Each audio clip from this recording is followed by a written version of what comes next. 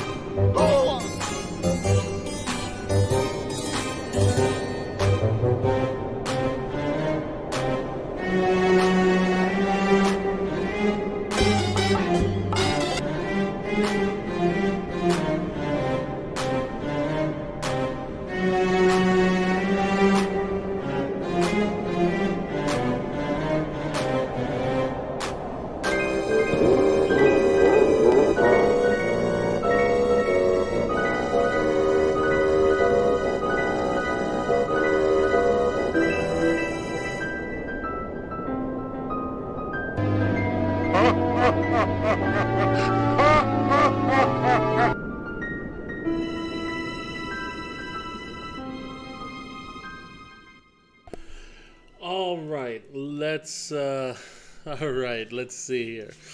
Let's go ahead and flip the switch here. All right.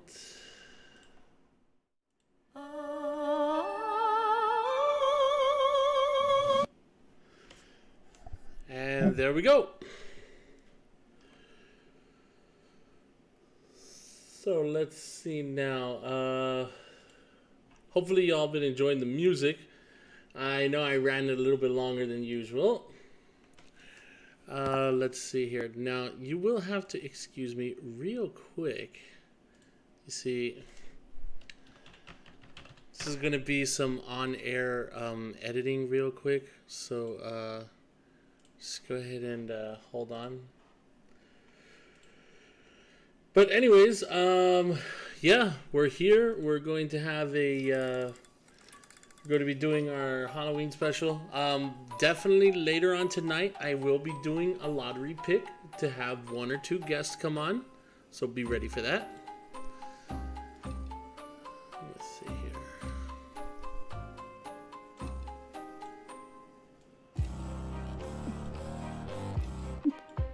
There you go. There. I think that looks nice. Doesn't that look nice? Firsky, are you here? Does the pumpkins look nice now? The pumpkins look excellent. All right, and let's see. Splint, let him know you're here. Hello, happy Halloween. All right, and Flowery, let them know you are here. Frankly, I don't know where I am. Green. Did you leave Flowery in the pumpkin? Where's his pot? Where the fuck am I?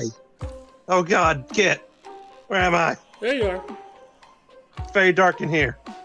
Here, Oh, where the fuck my Halloween stills at? What? You forgot to put the top hat on the flower, you motherfucker. I gave you Halloween stills. You did? Where? Ching? Yes. Once again, as Rogue would always say, we never go a night where things just go straight. Bro, I gave them to you like a week and a half ago. They're in our DMs. Stand by. Well, while we wait, Firsty. Yeah. Firsty, That's Omega what- has a message for you. Yes. He says he swears you have the brain of a yam sometimes. I mean, I kind of do. At least you don't try to defend yourself. It's yam time, bitches. I don't even like, the sweet yams, that they make for Thanksgiving with the marshmallows. Like, call me crazy, but I just don't like it. You're not alone. Yeah, everybody's probably in chat like laughing and shit because I'm all editing here on the fly.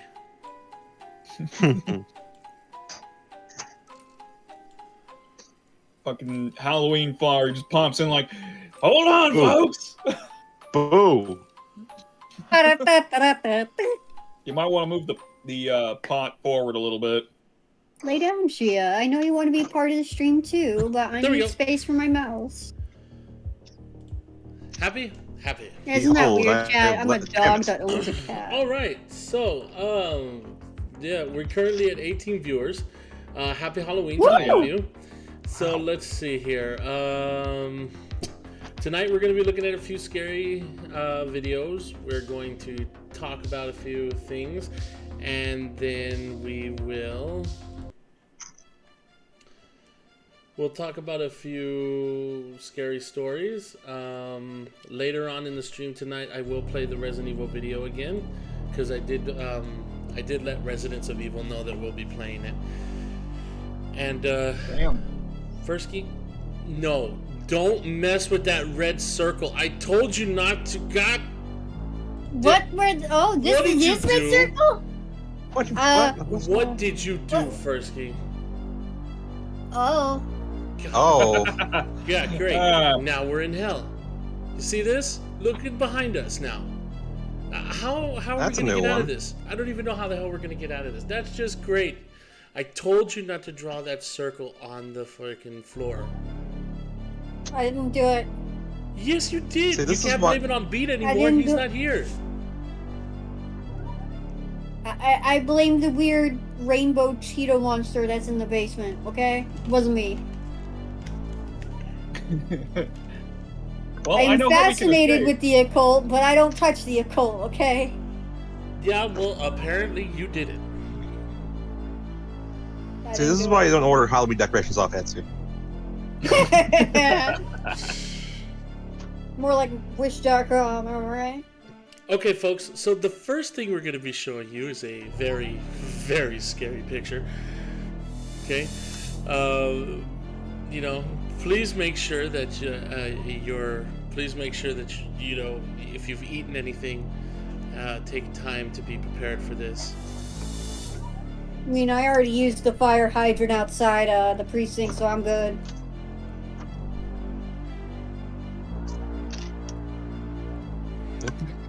I'm here. To answer your question, Slav Bandit, no, Beat did not die. He has just been released back into the wild for Rogue to catch. He's not our problem anymore. Yeah. Oh, Jesus Christ, what the hell? Fucking comes in his tarred helmet. There you go, folks. Owns There's the a, vehicle? there's a scary picture for you. Who gave Cobes a vehicle? Who gave Combs a This vehicle? this is Cobes trying to do door dashing, isn't it? Probably. No fucking way. That'd be so fucking funny. Like, what's even in the bag? It looks like pizza boxes. That's what I thought it was. Yeah, He's that's what I thought either- too. Yeah, he's either delivering or he ordered a fuck ton of food that he plans to ruin when he gets it home. Bogged Okay, down. guys, what's up, tubes? I just got like 10 Costco pizzas, and I'm gonna drink them. What's up, Tubes? What's up, tubes? Now, Rogue's coming back, Slav Oh, Bandit. dude, Rogue's coming back, bro. Yeah. The middle of the I mean, month. that's Yeah. in the community post? Mid-November. Yeah, like, what He the did die hell? for like a month. Yeah. Wait a Once minute, everything wait. calmed down, he started putting the pieces back together. Look on his bike. Yeah, It has the little horn. I God, didn't it notice does. that What's that little clown Ah. Down horn? horn. Oh, God. Berta. Whoever told him this was a good idea lied to him. Someone wants to someone wants Cobes to get hit by a car. Legitimately. Mm. Okay, This is nothing but a So- poor idea. who's got a scary story to tell first? We're gonna do stories, then videos? Don't everybody jump at once. don't got I guess none. I can go first, or unless Splints wants to go first. No, go right ahead. You're the host. Alright, well, I have a fucking story about how I possibly witnessed a death omen, like, few years back. And, pretty much, it was pretty fucking scary. So I'm little old me. This is back before I even had my own cell phone, or, like, before I even had, like, you know, a MP3 player because I was poor. I was living on this cul-de-sac road, and if you guys know anything about, like, you know, cul-de-sacs, like, my cul-de-sac pretty much just was a straight shot with a roundabout at the end. So pretty much, like, there was also an off turn on either side, one that led to another dead-end neighborhood, and the other that led down another neighborhood, but also, like, had a bigger street that led back to the main road. But I was walking, like, from my house, which was, like, at the first part of my fucking, like, road. So I'm on the beginning of this said, like, really long stretch of road of cul-de-sac. And essentially, as I'm walking down, I'm like, have my entire CD case under my arm because, you know, this is when I had a Walkman and a pair of shittily dollar store headphones. And I think I was listening to the Titanic soundtrack at first. I don't know why, What? but, like, I had like nothing to fucking listen to like at that time, so I pretty much just was walking my merry way, and I just like, I start seeing like something that looks like a coyote or somebody's black German shepherd, you know, just pacing back and forth at the end of this fucking cul-de-sac. And the street lights are on, of course, but they're pretty dim, but they weren't flickering or nothing like that, thank God, because that, it was already suspicious as it was. Like, who the absolute fuck was, you know, letting their fucking dog, like, walk, you know, in the middle of a fucking street, you know, off leash, you know? And it just is like, I'm fucking, like, losing my marbles here. Because, like, it just looked like a black fucking dog. Like, there is absolutely no, like, definition of it. And then that's when my monkey brain started going off. My monkey brain started going off because it's like, oh no. If this was a black dog standing underneath a dimly lit streetlight, why am I not seeing details of the animal's fur? Because if you know anything about animals, black fur isn't necessarily black fur. It's actually quite a dark brown color. And so, usually when light hits it, there is at least some form of refraction of light, you know? And so as I was about, I want to say about 10, 15 feet, maybe 20 feet away from this thing, like, this thing, if this thing was in, essentially, like, if it wanted to, it could have just fucking ran up to me and, like, lunged at me, essentially, if it wanted to. But no, this thing just kept pacing for a bit, and then it just stopped. And I realized, yeah, like, I'm close enough to this thing that this thing is not even a dog. This is just a silhouette of what would be a fucking dog. And again, monkey brain starts panicking again, and I just stood there frozen because I was like, what the fuck are you gonna fucking do when you're staring down a supernatural entity like this? Because I knew this shit was not fucking normal. This was not normal, like, at fucking all. And then I see a car coming, and I was like, oh god, well, this should definitely prove, like, it's something, like, fucking wrong or right, because there's a literal car coming. And as soon as this car that turned down from the other cul-de-sac that leads up to the dead-end cul-de-sac, you know, like where the duplexes and stuff were, the car turns and goes through the roundabout, so around, like, this big old pine tree that's, like, in the middle of the roundabout. And then it turns, and the car starts driving towards me. And it, like, sees me standing in the middle of the road. But I don't think whoever was driving this fucking car saw the dog. Because what happened next literally made me turn around and almost fucking shit myself. And I didn't go on this fucking road for weeks. Is because they turned their brights on in order to see me, but then half the fucking shadow dog or whatever, half the silhouette of this fucking dog vanished in a thin fucking air. And then that's when I truly realized, yep, this is a supernatural entity I'm dealing with. This is like not some creepypasta shit. This is literally something that I probably stumbled upon that I should not have seen. And then it starts slowly walking towards me, like, it lowers its head, you know, kind of like, you know, submissively, and it's just walking towards me, and I'm like, I do a 180 heel turn, and I just immediately start walking back in the direction of the home. And in the entire time, I feel like all the hairs and all the adrenaline, like, pumping with each fucking heartbeat, because I saw something that should not be. And the reason why I say this was a death omen is because not only I had a friend at the time who did some, like, finger dipping into the occult and knew more about this stuff than I did. Pretty much he was right. It was a fucking, like, grim or whatever he called it. It was a death omen because he said if it was a hellhound, I would have either died on the spot or I would have had to have done something completely heinous. And the only heinous thing I did up at that point was probably steal a couple cookies from the cookie jar. But, like, about a year or two later, like, all of my family members start dying off, like dropping flies. Like, I lost several of my cats due to getting hit by cars.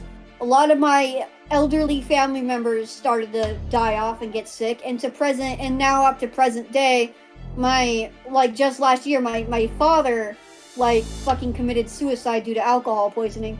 So I lost about 3 or 4 cats. I lost 2 birds and about 2 or 3 chickens and more than 5 family members within the span of like 2 or 3 years since that fucking happened. So yeah, that's my spooky ass story, and I also sent Kit another photo. So Damn. that's kind of better as to what it looked like.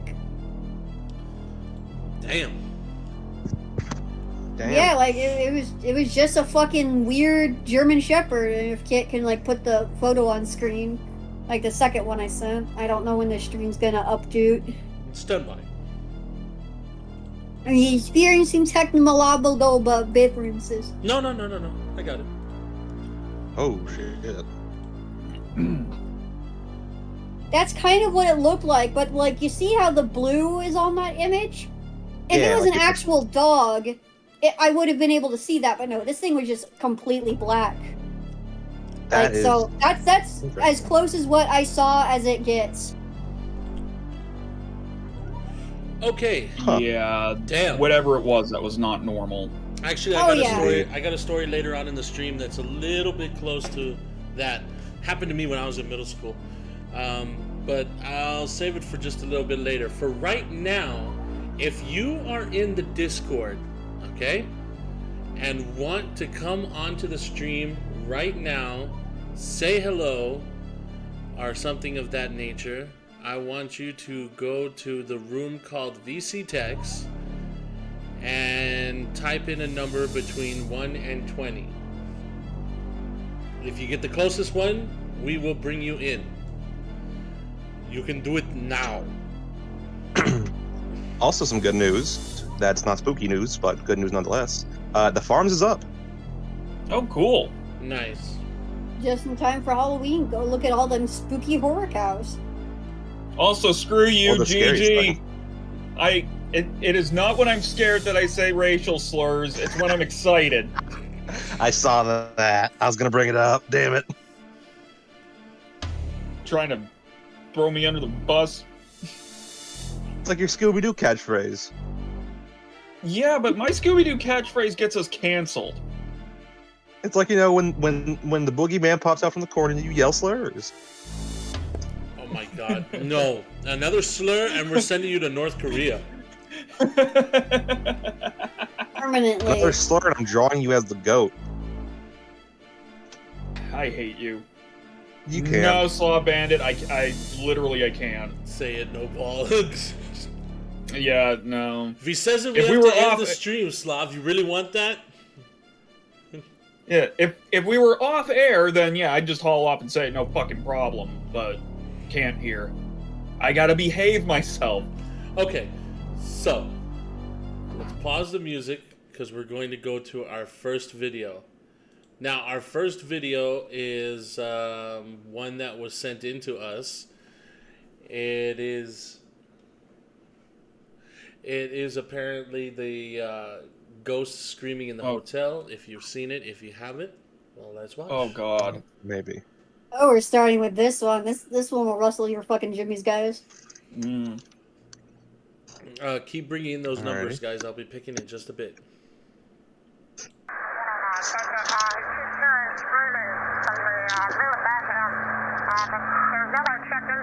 What room is that?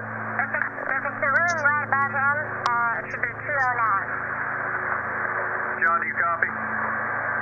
No spoilers, guys. It's room 209. Amy says nobody's checked into that room, and there's reports of screaming coming from that room. Amy, he's on his way down there right now.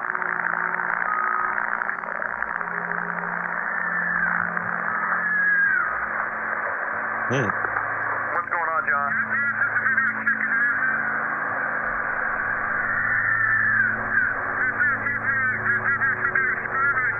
Be very close attention to the door when the cop walks in, though.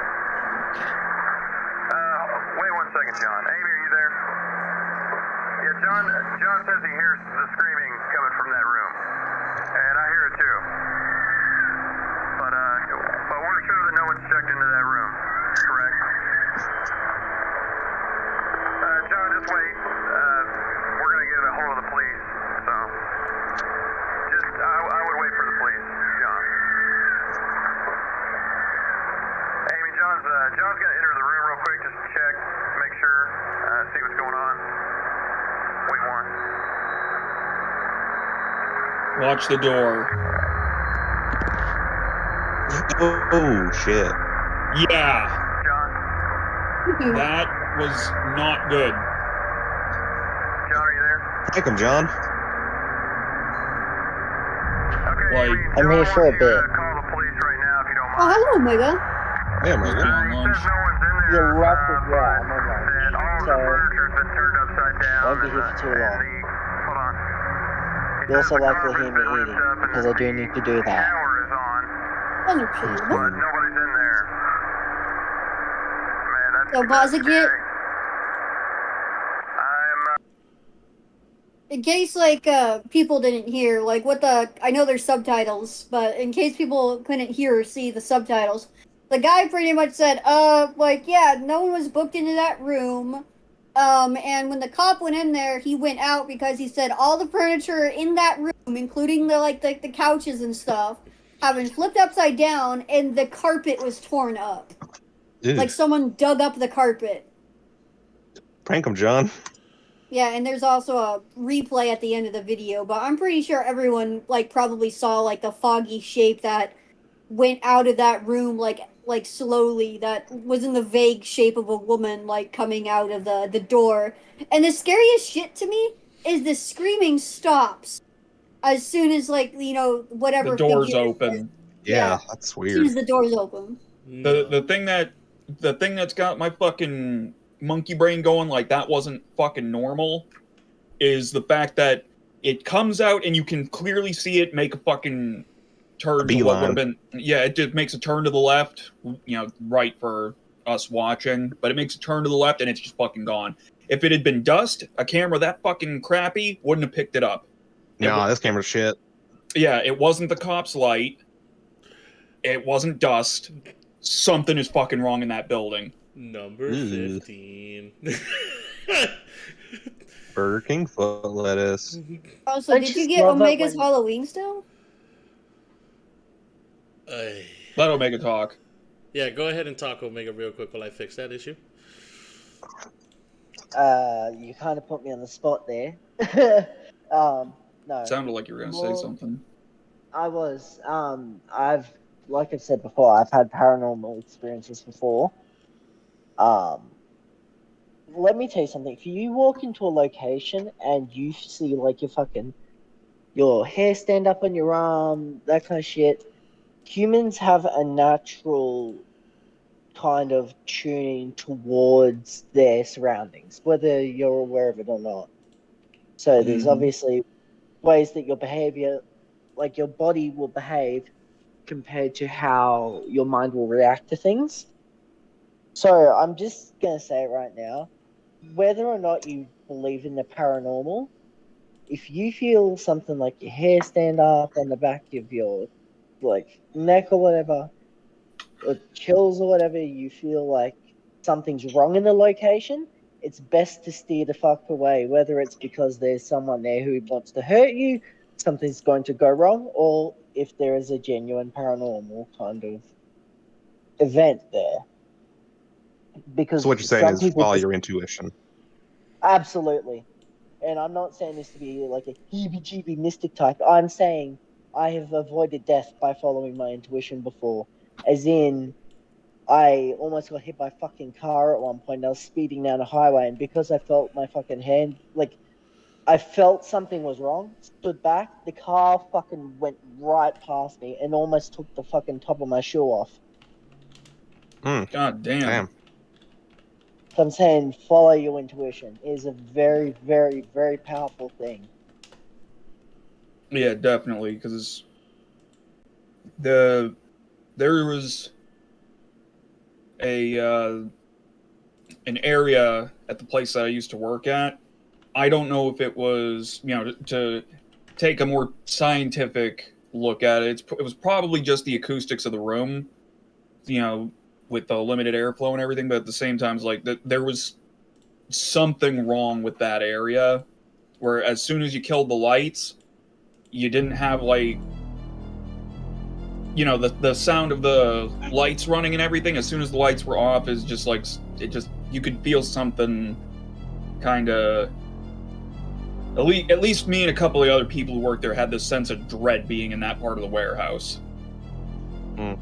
And considering what I happened to see one time, I have a few different stories relating to that. I figure it sounds like we're breaking up the stories interspersed with things, so I may tell more later.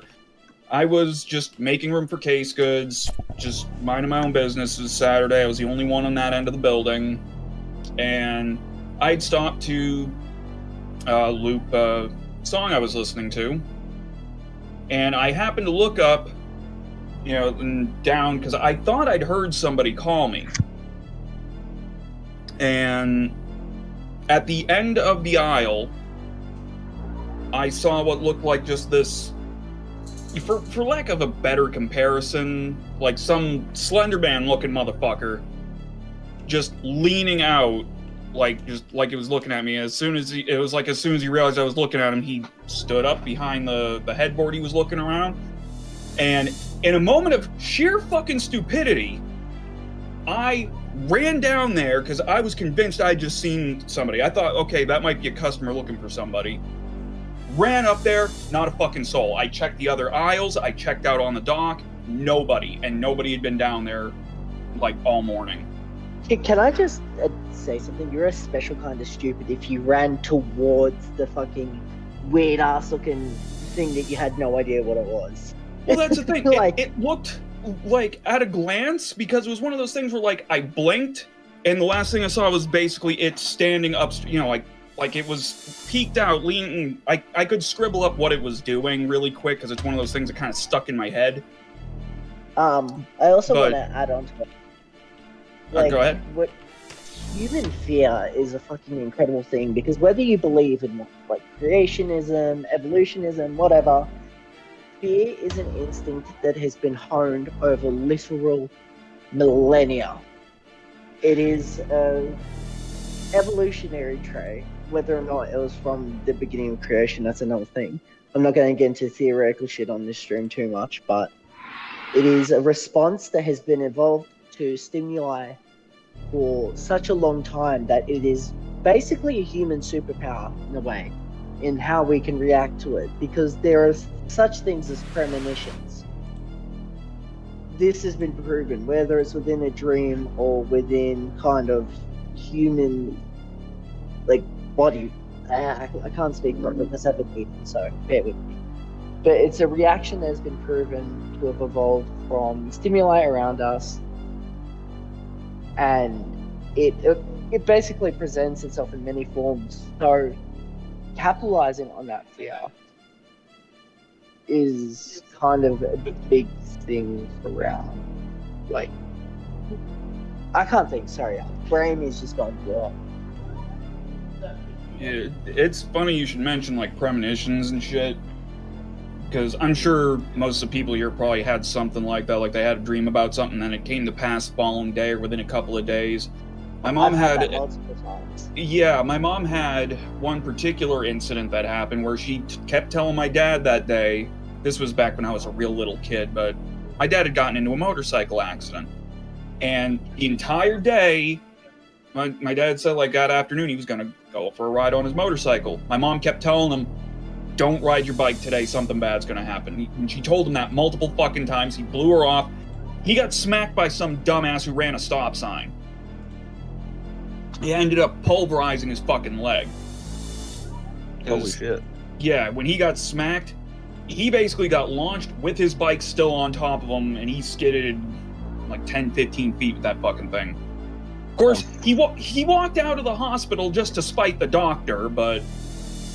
That's kind of the man your dad is, though. So... Yeah, every time somebody has told him he's not walking out of the hospital, he has made a point to walk out, even when he physically shouldn't have been able to. One of those times, Bitch, hold he my also beer. Yeah, one of those times, he did it so he could punch the doctor in the face who had told him he wasn't going to walk out, broke his hand, had to go back in to get his hand fixed. Yeah. Now that I've got my thoughts together, there's a thing where you can kind of hone your instincts and intuition in that regard.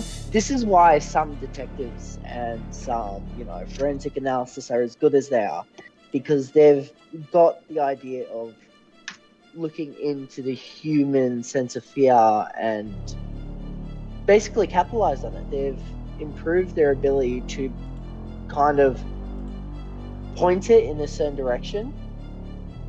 So that's how they can understand like psychology and like different behavioral patterns. It's a really interesting thing. The science of fear is something that you should really fucking look into. Even if you're not that interested in biology or whatever, the psychological aspect of it, it's just such an in-depth layer. No, I absolutely agree. It's interesting. That's also why Yeah, we- Scarecrow's one of my favorite Batman villains. I also want to Yeah. touch on this, that the Rat King pointed out, is the Uncanny Valley. I was thinking about it, bringing that up earlier. The Uncanny Valley implies that something beforehand made us develop a fear of something that is almost human, but not quite.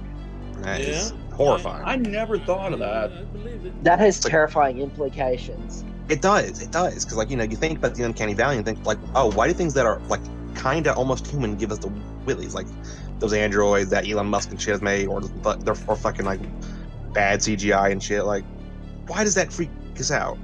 Something inside us has like, yeah, exactly. Something inside us is like hardwired to like fear things that are like trying to be human. Most Look at Something is here that mannequins, shouldn't too. belong. Exactly. All right. Yeah, but look at let's, mannequins too. That's a very common phobia. Yeah, probably for the same fucking reason. Is Exactly, it is. Yeah, it's like because even in video games, I've never liked mannequins, and I think it's one of those things where it's like that. It's if I were a betting man, maybe it's something left over from like if we were gonna be like scientific about it. It's like okay, this is probably something left over from when we look not that dissimilar from monkeys and chimpanzees and shit. So maybe that's what it is. Slav is right. But Something that looks human, like Mark Zuckerberg. No, I'm serious. He doesn't. Lizard men. It looks something like. happened to that man. It's like he's. Yeah, something is wrong. You know what he reminds me of?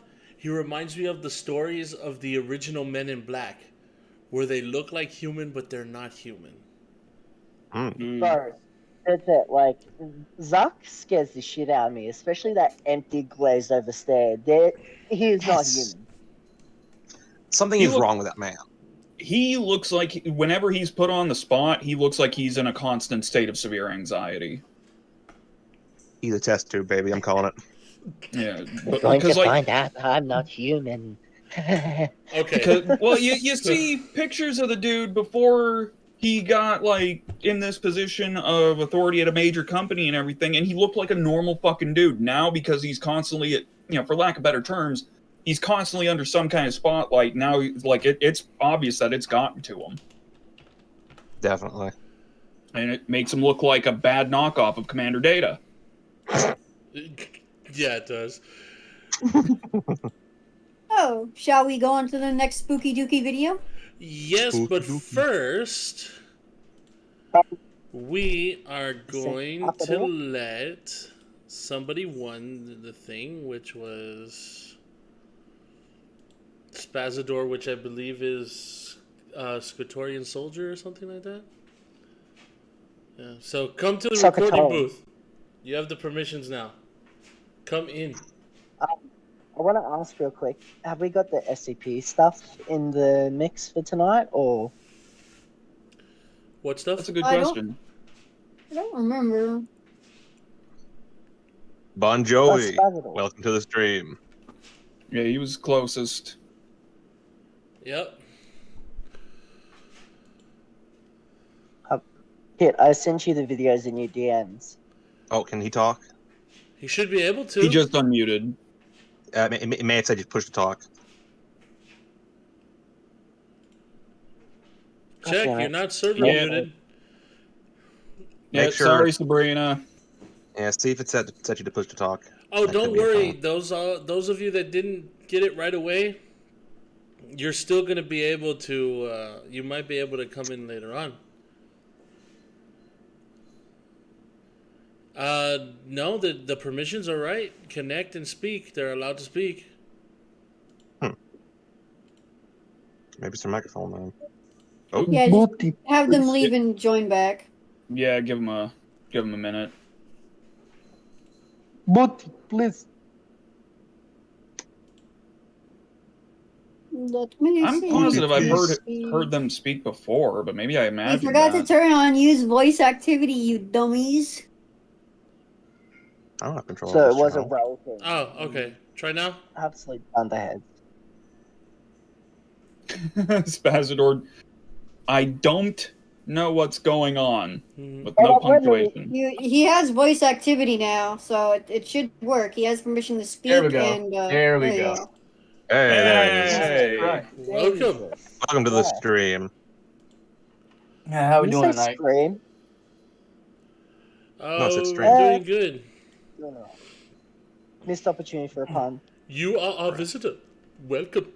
Welcome. So, you've Heck got yeah. a story to tell us? Well, it's a series of stories. It's about the only paranormal thing I can think about. I haven't had any anything physically happen to me other than like coincidences, like being in the right place at the right time and for some situation. Sorry. But there is this Preach. weird thing that it's not just it happens to people around me or people adjacent to me, and it's also happened to me a handful of times. It has something to do with dreams.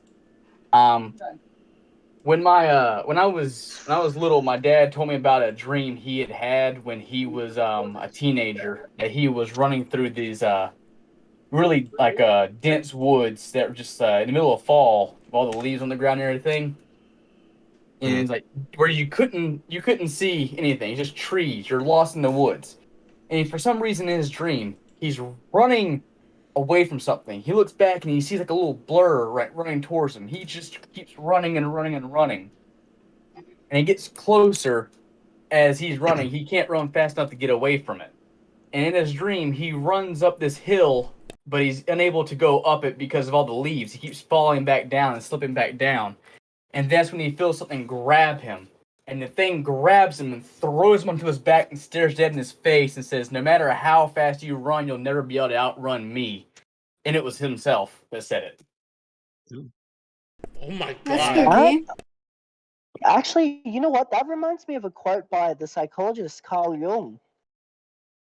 Jesus. That is scary. Well, No, it like, gets wasn't it gets even scarier as times go on. When I was a kid, like when I was way younger, and this is a reoccurring dream, but it's somewhat different each time. Is I'm in the same place he described. It's like you could walk out anywhere where I live, and in the middle of fall, it looks exactly the same as this. Overcast sky, you can't, but it's bright. You can see everything, but it's overcast sky, and just leaves everywhere. Middle of fall.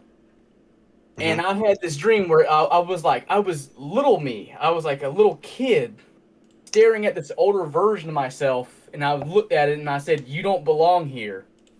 And this pit opened up and this big fire burst out of it. And then the point of view changed to my older self, picking up my younger self saying, "No, you don't belong here," and tossing him into the fire.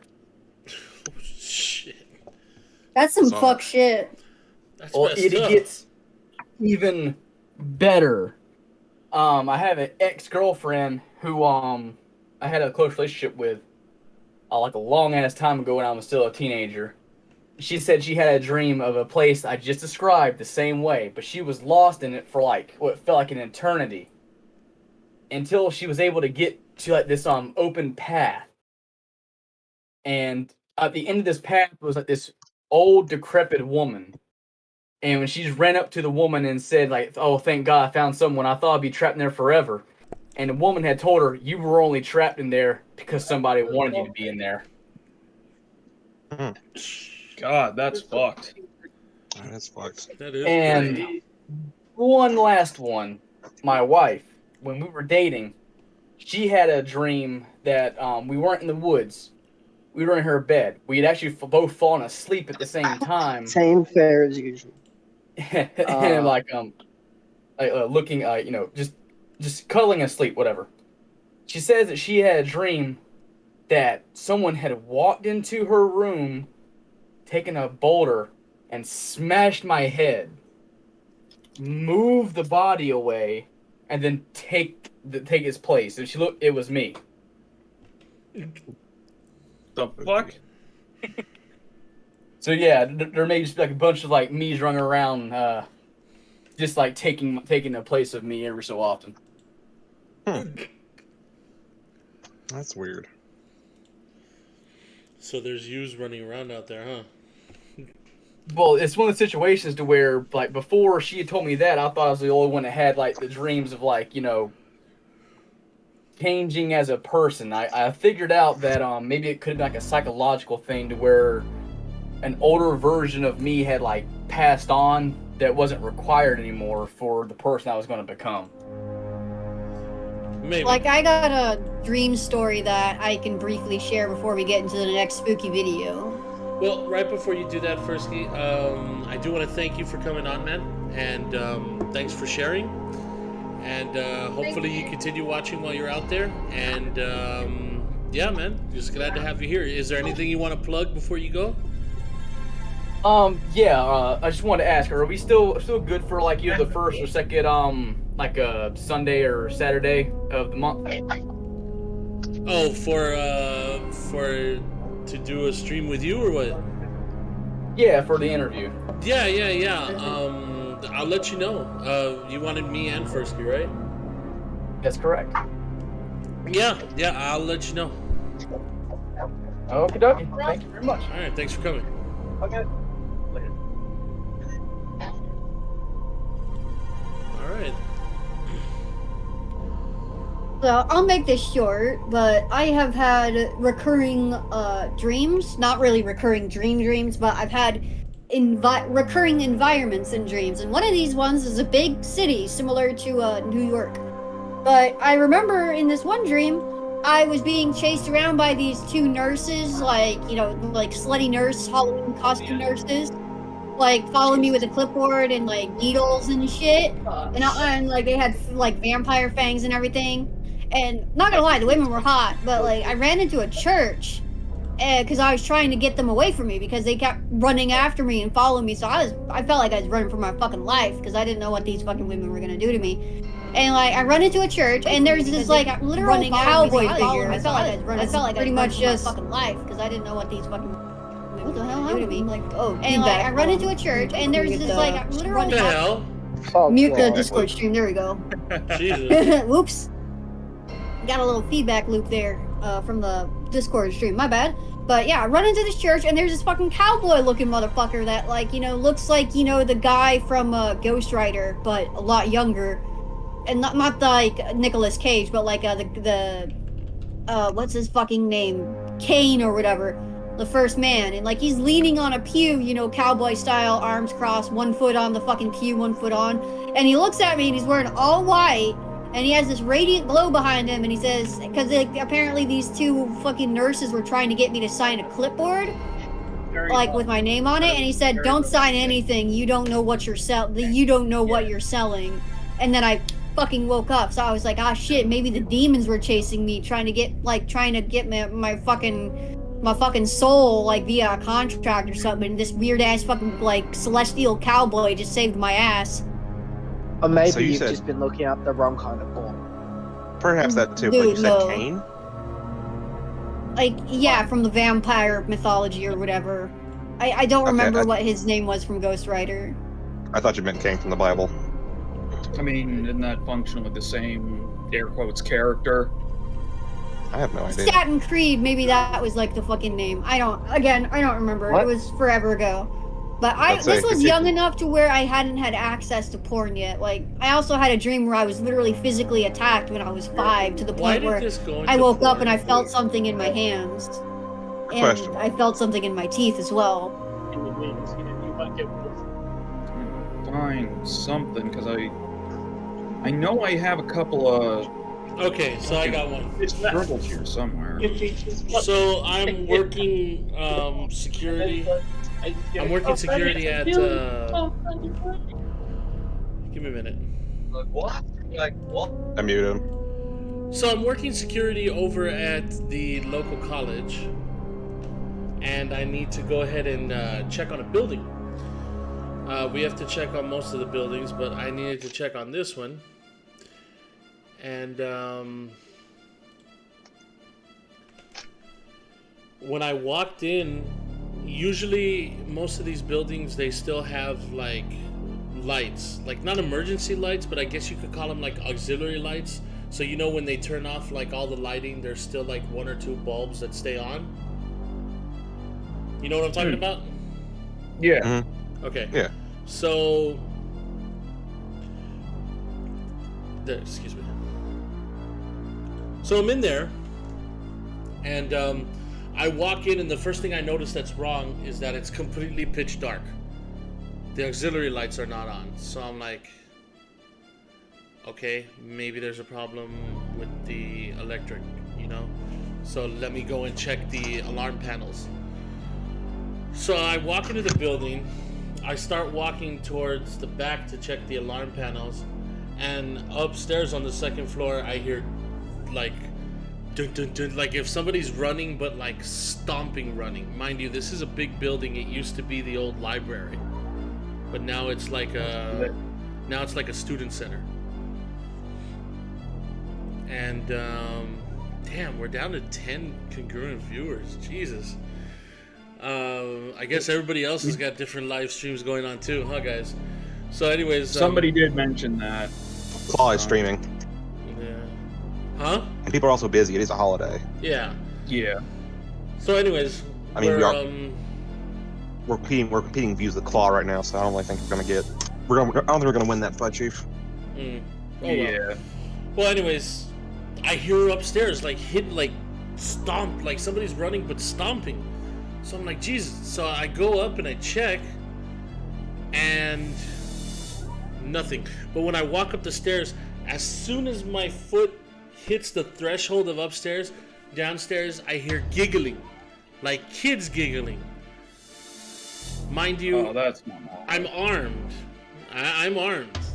I've got my flashlight in my left hand, and my right hand I just leave open in case I have to draw. Like, I don't have it on the gun. Like, I'm not like, oh, no. I just have it open. And, you know, my flashlight I have at the usual pose, you know, my arm in an L, and the flashlight is up here by my head. So I turn around right away and look downstairs. I'm like, what the fuck? So I go downstairs real quick, and I start moving the light around, you know. Mind you, I have a Stinger. At the time, I had the LAPD Pelican light, so it was bright. And I'm like looking everywhere, and I'm like, you know, I'm like, hello, is anybody there? And then as soon as my foot hits the threshold downstairs, upstairs, dun dun dun dun dun dun, like if somebody's running again. So I go upstairs one more time. As soon as I hit the threshold, kids laughing. I yell out loud, that's it, I'm out. I go downstairs, I check the back door, make sure it's locked. Check the side door, make sure it's locked. Go out the front door, lock the door. Click it off, click my flashlight off, and say I'm not going in there again until it's close to early morning when I have to unlock it. Screw that place.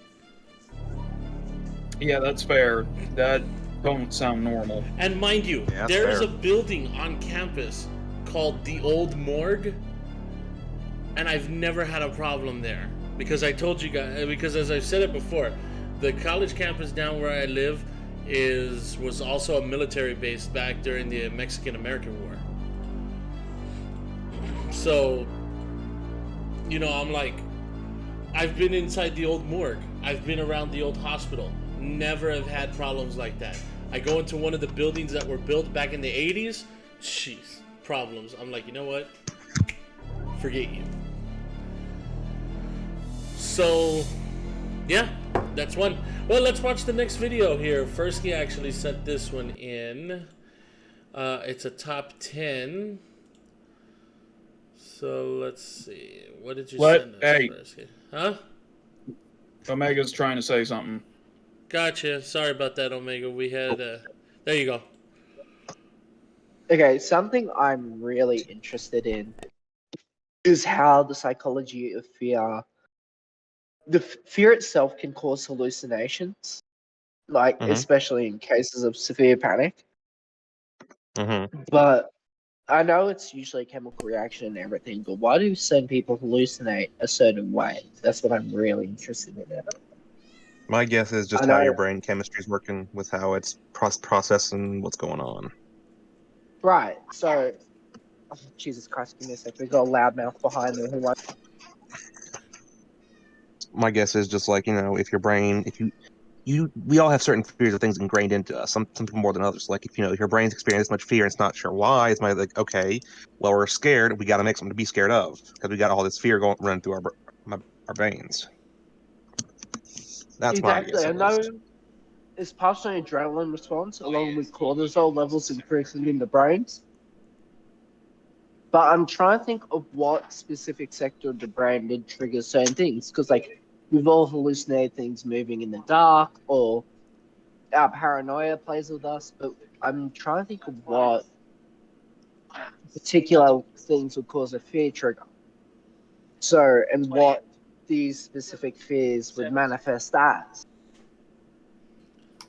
It's really interesting to look into because everyone has a different experience with it. Fair, yeah. Yeah.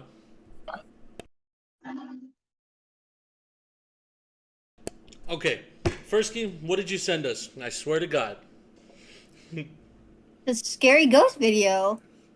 Okay. Like, did the timestamp not work? Which one is this? Like, No, I sent you one I'm with just the playing timestamp. it. Why, is there a certain timestamp ready to go?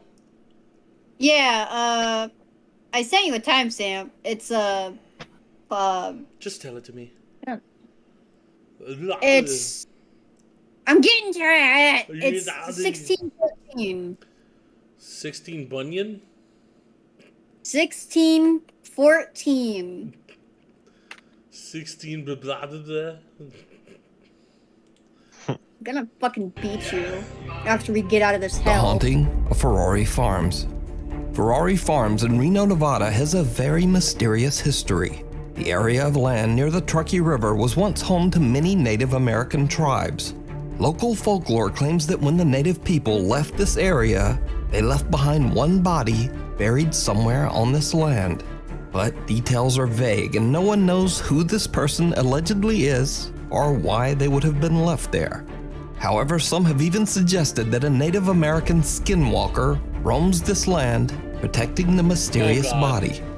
But the truth is, no one knows the exact history of this land before 1912, when it was purchased by the Ferrari family and turned into a thriving farm. Ferrari Farms has been passed down through generations and is still owned by the Ferrari family to this day. Frank Ferrari Jr. says that through the years, some very odd things have happened at Ferrari Farms. But what really shook him was a picture caught by one of the farm's trail cams.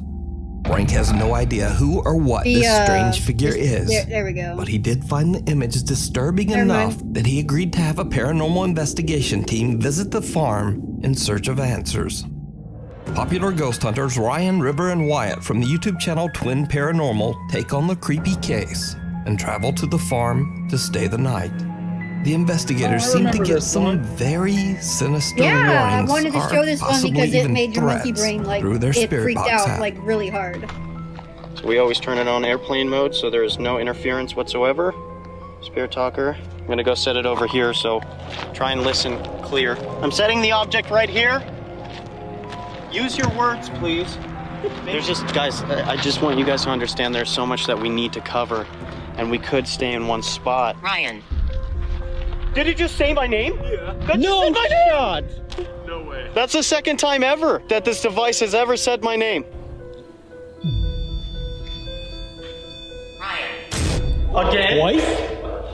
Again? 2 in a row's never happened. Never. Literally never. Why are you saying my name? Run now. Oh my God. Ryan, run now. Is there something we need to worry about? The team No, believes they ¿en might be serio? interacting with the spirit of the Native American man or woman buried somewhere on the property. They continue exploring, trekking further into the wilderness. Then, they experience something that chills them to their core. Right now, we are making our way towards the back section where there is apparently a Native American, either man or woman, we're trying to find out. Also, as we were walking over there, we were going to go shut off the camera so that we can do a reset for all of our cameras so that we can swap out batteries and make sure we have enough for everything. When we were over there, we heard what sounded like somebody was literally walking in the bushes right next to the camera. Yo, there's somebody there. This is the fucking crazy part. That's dude, how? Hello? You're not supposed to be over here. This way, this way. How about you're not supposed We're gonna find out what it is right now. Hey, whatever it is, it's huge. I see it. What is it? Better not run toward Careful, him. Careful, dude. dude. What are you doing? It's coming towards you. What the is this, dude?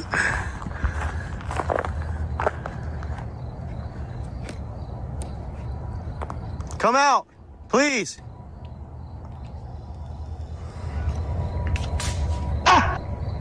We were literally just coming to move this camera right here, and something started moving, but it's huge, which doesn't make sense. The only thing I can think of is a horse. There's no horse. There's nothing. We went to go walk around to see if it was any animal, but that was no animal, dude. These sounded like human footsteps, multiple branches breaking in each step. Was no horse, was no deer. We had no eyes looking at us. We're gonna go head back over there. All kinds of weird things happen here. Weird sort of energy. We're trying to find out. This is why we're here. Something seems to be following them. They hear loud footsteps and breaking branches coming from the woods all around them. They begin to wonder if the tales of the supposed, quote, skinwalker that stalks the area might be more than a myth. As the guys continue to investigate, things take a terrifying turn. Like I've been saying, skinwalkers are also known to be protectors of something or someone. So this body that is potentially buried here on this land, they could be protecting the body. What if we turn the light out? Complete darkness. Want me to shut it up? Shut the light out. At this point, we are vulnerable because we cannot see. Welcome to Thunderdome, bitch. So if you want to give us that sign that you are here, then come on. Please. Yo. Hey. Yeah, did you see that Your shit? branch just He's broke. just That standing was a there. thick ass branch. Yeah. Hey, come on. Please. You know how fucking tall those bushes are? Would you just hear how branch tall? just broken? That was a thick ass branch. Well, I think they Dude, say at something's the wrong end. with this area, man. There's something wrong with this area. The frogs are completely Look how fucking silent tall that still, thing is. like someone's just watching us. Whoa! His streams Right up here. Oh again. my God. They are here, dude. Oh my! Did you hear that? What was that? You're Video watching went from a dark. distance. Sorry, You're here. sorry. We hear you. You might as well just come out. Hold on, I'll rewind it a little bit. Whoa! Right here. Oh my God. They are here, dude. Oh my! Did you hear that? What was that? You're watching from a distance. You're here. We hear you. You might as well just come out. This is heavy boys. My heart's racing. You know, like, Why are you just staying in there? I was in the car, just like waiting. Oh. Watch right there, just to the left of the camera in the bushes. Right there. I just looked up from my camera right over here in the bushes. There's two, like, ready orange. Yeah, this was one of those ones where it, In just a second. Nice. something about What's going the on? stuff Why they is there found. something walking in every direction that we have right now? Like, I honestly think this is fucking video evidence of a fucking, like, skinwalker. That's why I wanted to show this video so fucking badly. Oh, sorry. True. just said true. I don't want to stay and find out. I'm not gonna lie, man. Somebody's got to grab Just that said device. true. Yeah, you. I just saw you, you. I just saw your eyes. Yeah, dude, Splints taunted. West That's what They I'm just saying. ducked down. They just ducked Nah, down. Splints We're West leaving. Come on, jackass, fight it. All right? Fight this We don't want any issues. Like, No problem. Yeah. I saw you duck right That's down. it. Splints Like a West Nightmare human would be being. That was if a so black man loud, just dude. ran out of the fucking Twin darkness paranormal of the static camera captures someone. You. Wait, Omega, say that again because you were kind of. I'll say it again. All right. So basically, Splints West Nightmare would be if a black man ran straight at the fucking camera at this point. Oh my god. Again. Full sprint. Again. Fuck you. Fuck you too, buddy. Art goal, I draw Splint as the goat. And he's running from like a fucking Olympic runner. Oh my god. Maybe not that part. You have to do it. You have to Maybe do it. not that part. What do I you am mean not the by that part? goat. I mean, you are, brother, you are the goat now. You He put that can't be title the on goat yourself. because the goat is back. No, He's the precinct fucking- goat. We're Fuck, Diet he's the Rogue, he's Diet caffeine. Goat. I heard Diet Coke. Why do after I drank Coca-Cola? Why? Never mind. Brain no work. Alright, let's finish this Doc- video. Or something Doc watching said- them from the bushes. A little later, and yeah, they it catch did it just again duck in a down right completely again. different spot. It's almost as if they are being stalked from the tree It line. just drops The down. team no longer Like, feels the way safe, it and they goes, just decide it's to just leave. gone. Could this bizarre figure be what Native Americans call a skinwalker? Could it be the ghost of the person buried on the farm I grounds? don't think people can Or like just could it drop just down be a real person without, like, hiding in the woods with the rest bad of their body looking intentions? like it moved at all. You decide. You can watch this entire investigation, including many more creepy moments, over on the YouTube channel, Twin Paranormal. Ghost Story. Subscribe and hit that bell. Okay, so this is something that Omega has sent in to us. This is gonna be good. Apparently it's 6 minutes long, so let's see what's up. Before Good we day, begin, everyone. Today, SCP. Yes. Doc said, "You guys, the humans don't want you to know this, but the hunters in the woods are free. I have 437 corpses in my lair." Ooh, fun. Free game. Oh, look, there's Bigfoot. He's at the window. Big feet. Go get him. Okay. Yeah, I saw those. I say or the education. Yeah, I've seen this. Sadly, the video doesn't end with them prolapsed by a skinwalker. Are you ready? That would be funny. Yeah. Y'all ready to go? Yeah. I'm ready. Actually, give me 1 second, guys. We're going to have a story in between. Ooh. Okay. Oh, for fuck's sake. I do have like 23 minutes before I have to get back to, actually working, so. Okay, Guest then story or I'll let the video play If you then. ever wanted to become one of the clockwork droids from Sorry Doctor to Who, time while crunch, you're in but love, jokes aside, and with a thank you to the council and administrators, let's get cracking. A quick word from this seminar's sponsor, and we'll get started. There was one, but now there are two to choose from. A second edition of the SCP playing cards has been released. All the royals had their own illustrations, as do all the jokers, and Yep, each of the the suits have their sponsor. own distinctive background style. This isn't a The cards are sponsorship, all this is just beautifully printed on merch. high quality card. They had their own current means. We ain't here to show with a for this guy. 100% rate of infectivity. Yeah. Description. There you SCP-217 is a virus incurable by current means with a 100% rate of infectivity. It affects all You'll organisms see in why. the kingdom Imagery in Animalia this. and can This be is spread all via hand touch illustrated or contact with by bodily one dude. fluid. SCP-217 is very hardy and can survive for years outside the host body.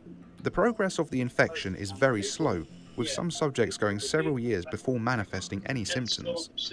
SCP-217 alters the biochemistry of organic tissue, causing organic matter to rearrange into a form of organic metal. The processes involved with this change are not yet fully understood, but the advanced stages are well documented.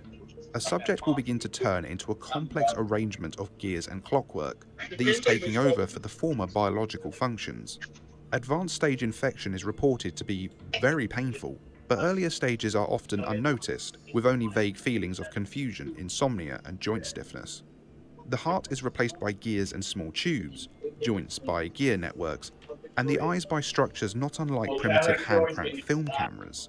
SCP-217 shows first on the outside of the body in all creatures except mammals. In mammals, it first converts the internal structure before manifesting outside the body. This can cause those infected to go for very long periods of time without knowing of the infection. SCP-217 has even been shown to totally convert the inside of the body before showing any externally visible symptoms. SCP-217 has infected several major metropolitan areas in the past, most notably. The mental state of those in middle to advanced stages of Look at how infection good has these been shown to be illustrations are. considerably diminished. Subjects respond in a Those are repetitive amazing. fashion, are very dull and mechanical Now, see, in this is action, the kind of are shit that easily causes distracted and cyberpsychosis. confused, When you and start appear looking like generally this. irritable when faced with new problems. In addition, research on a fully converted brain has revealed special containment procedures. I'm not the one who's doing that in The between. SCP-217 containment area Yeah, is it's to be part kept of the behind thing. two I think reverse it's the pressure video, it's not me. airlocks, chemical It is. shower sterilization, full how contained they atmosphere censor hazmat things. suits, and It 24-hour is, yeah. post-interaction quarantine part of and the whole testing thing. are mandatory for all personnel entering the containment area. Should containment be breached, the blast door for the containment and research area will seal, and Feel free to chemical skip this agent part of Zulu it Echo ahead Echo if Romeo you want to. 21711 let it. will be pumped into the air. Let Any it? humans Alright, exposed leave to it. SCP-217 are to be contained and held for I guess that observation. means you're enjoying Any it, items kid. touched by those affected by I'm in the middle SCP-217 of doing must be something. sterilized. Document I just think 217-6 that, documented honestly, the and recorded illustrations are notes on cool, symptoms. and this is just, to me, this is a neat Update 1. SCP. It's still No, I early agree. days, but so far, voluntary participant D7613 is presenting with no major symptoms. The subject is noticeably more lethargic, and his emotional response has diminished. He has also reported hearing a ticking sound and a feeling of movement under his skin. However, this sound could not be heard when we tried to obtain a recording. Update 2. D7613 has begun feeling a sharp, tearing pain in areas undergoing conversion. He has compared it to the time he was stabbed in the abdomen. This pain has persisted for several days now. Closer inspection of the affected areas has revealed that the converted organs appear to tear and rip at the surrounding tissue until they become fully integrated. This is believed to account for the pain the subject felt. Update 3. Dissection of D7613 has yielded some incredible findings. Recovered substances are brass, steel, iron, leather, rubber, glass, wood, and other trace elements. Despite appearances, it is all organic material, and each recovered piece carries D7613's DNA. In addition, all converted organs and tissue carry the same strength and density as the material they are made from, and damaged portions will even repair themselves over time, albeit much slower than standard human regeneration. To accelerate the healing process, testing has found that replacing damaged areas with parts of the same material, even non-organic materials, yields no ill effects. Update 4. The most alarming aspect of this virus is how people infected with SCP-217 can continue for months, even years, without being detected. To make matters worse, they are infectious the entire time, with infections so easy to spread and so easy to go unnoticed, hundreds could be infected before proper containment could be enforced. The infection appears to spread most quickly in large concentrations of people, places such as malls, office buildings, and music concerts. And that concludes this presentation. I hope you enjoyed it, and be sure to like There and you go. subscribe if you did. Thank you one and all to the amazing patrons and members who support the channel. Please Well, even if you do make So did you find the illustrations that one interesting? Yeah, they were. Yeah, I thought they looked. The next one is immensely more That's fucked pretty. up. The art was really good. Damn. The what? The art. What? The child breaker? This one is very The what? fucked up. Yeah, Oh, we'll dear. watch that one right now. Actually, we're gonna have somebody come in here right now, and they're gonna tell a story. Okay. Raffle. I did want to follow up. with a No, text, actually, like, this is not instead a of raffle. just This is table. a special person from that I know IRL. That the story is very interesting, and I wanted to get it out here. Ooh. And then we'll be doing another raffle. Okay, let's see. Fuck you, Soka. I don't even need to look. Not yet, to know what he Soka. said. We're waiting. I'm never gonna escape. Nope. No, you're not. You're stuck in the gulag. What? Ho? So why are we just sitting here and looking at it? Because I think to be a bit more hot. I'm just waiting for somebody to come in here. But if you have a story that you want to say, go ahead and do it now. Allah. Not quite.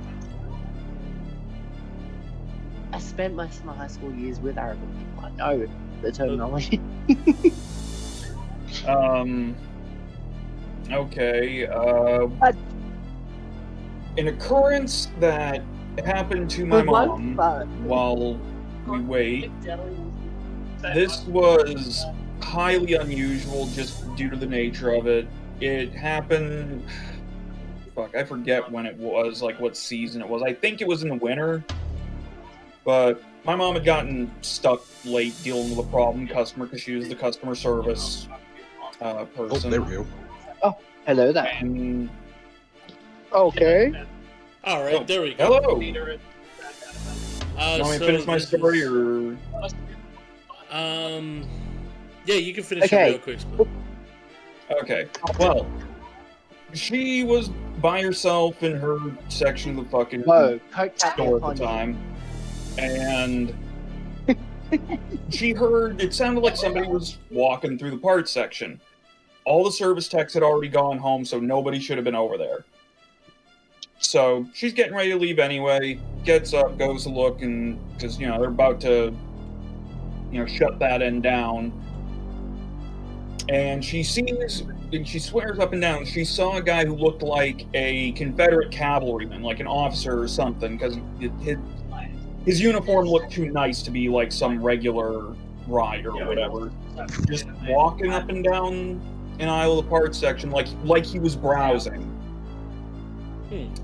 She understandably turned around, clocked out, and left. She wanted nothing to do with that. Yankee Doodle Dan. Yeah. Yankee Doodle Dan. So, this is Minion, guys. This is my friend, IRL friend. Minion, why don't you go ahead and say hello to the crew? Hello. Greetings. Greetings. Greetings. So my friend here, he's got one or two stories from when him and his friends have gone hunting, and it's really crazy. Like I'll let him tell a story. I mean, there's so many of them that are really just insane. The worst one that was ever done was when we had first got there. We live in Texas, and it's a lot of open land, it was a 500-acre ranch, and we were actually hunting for hogs. Well, we were in our blind. Our blind is a good 5 feet off of the ground, and my friend, he was, Omega, can you mute real quick?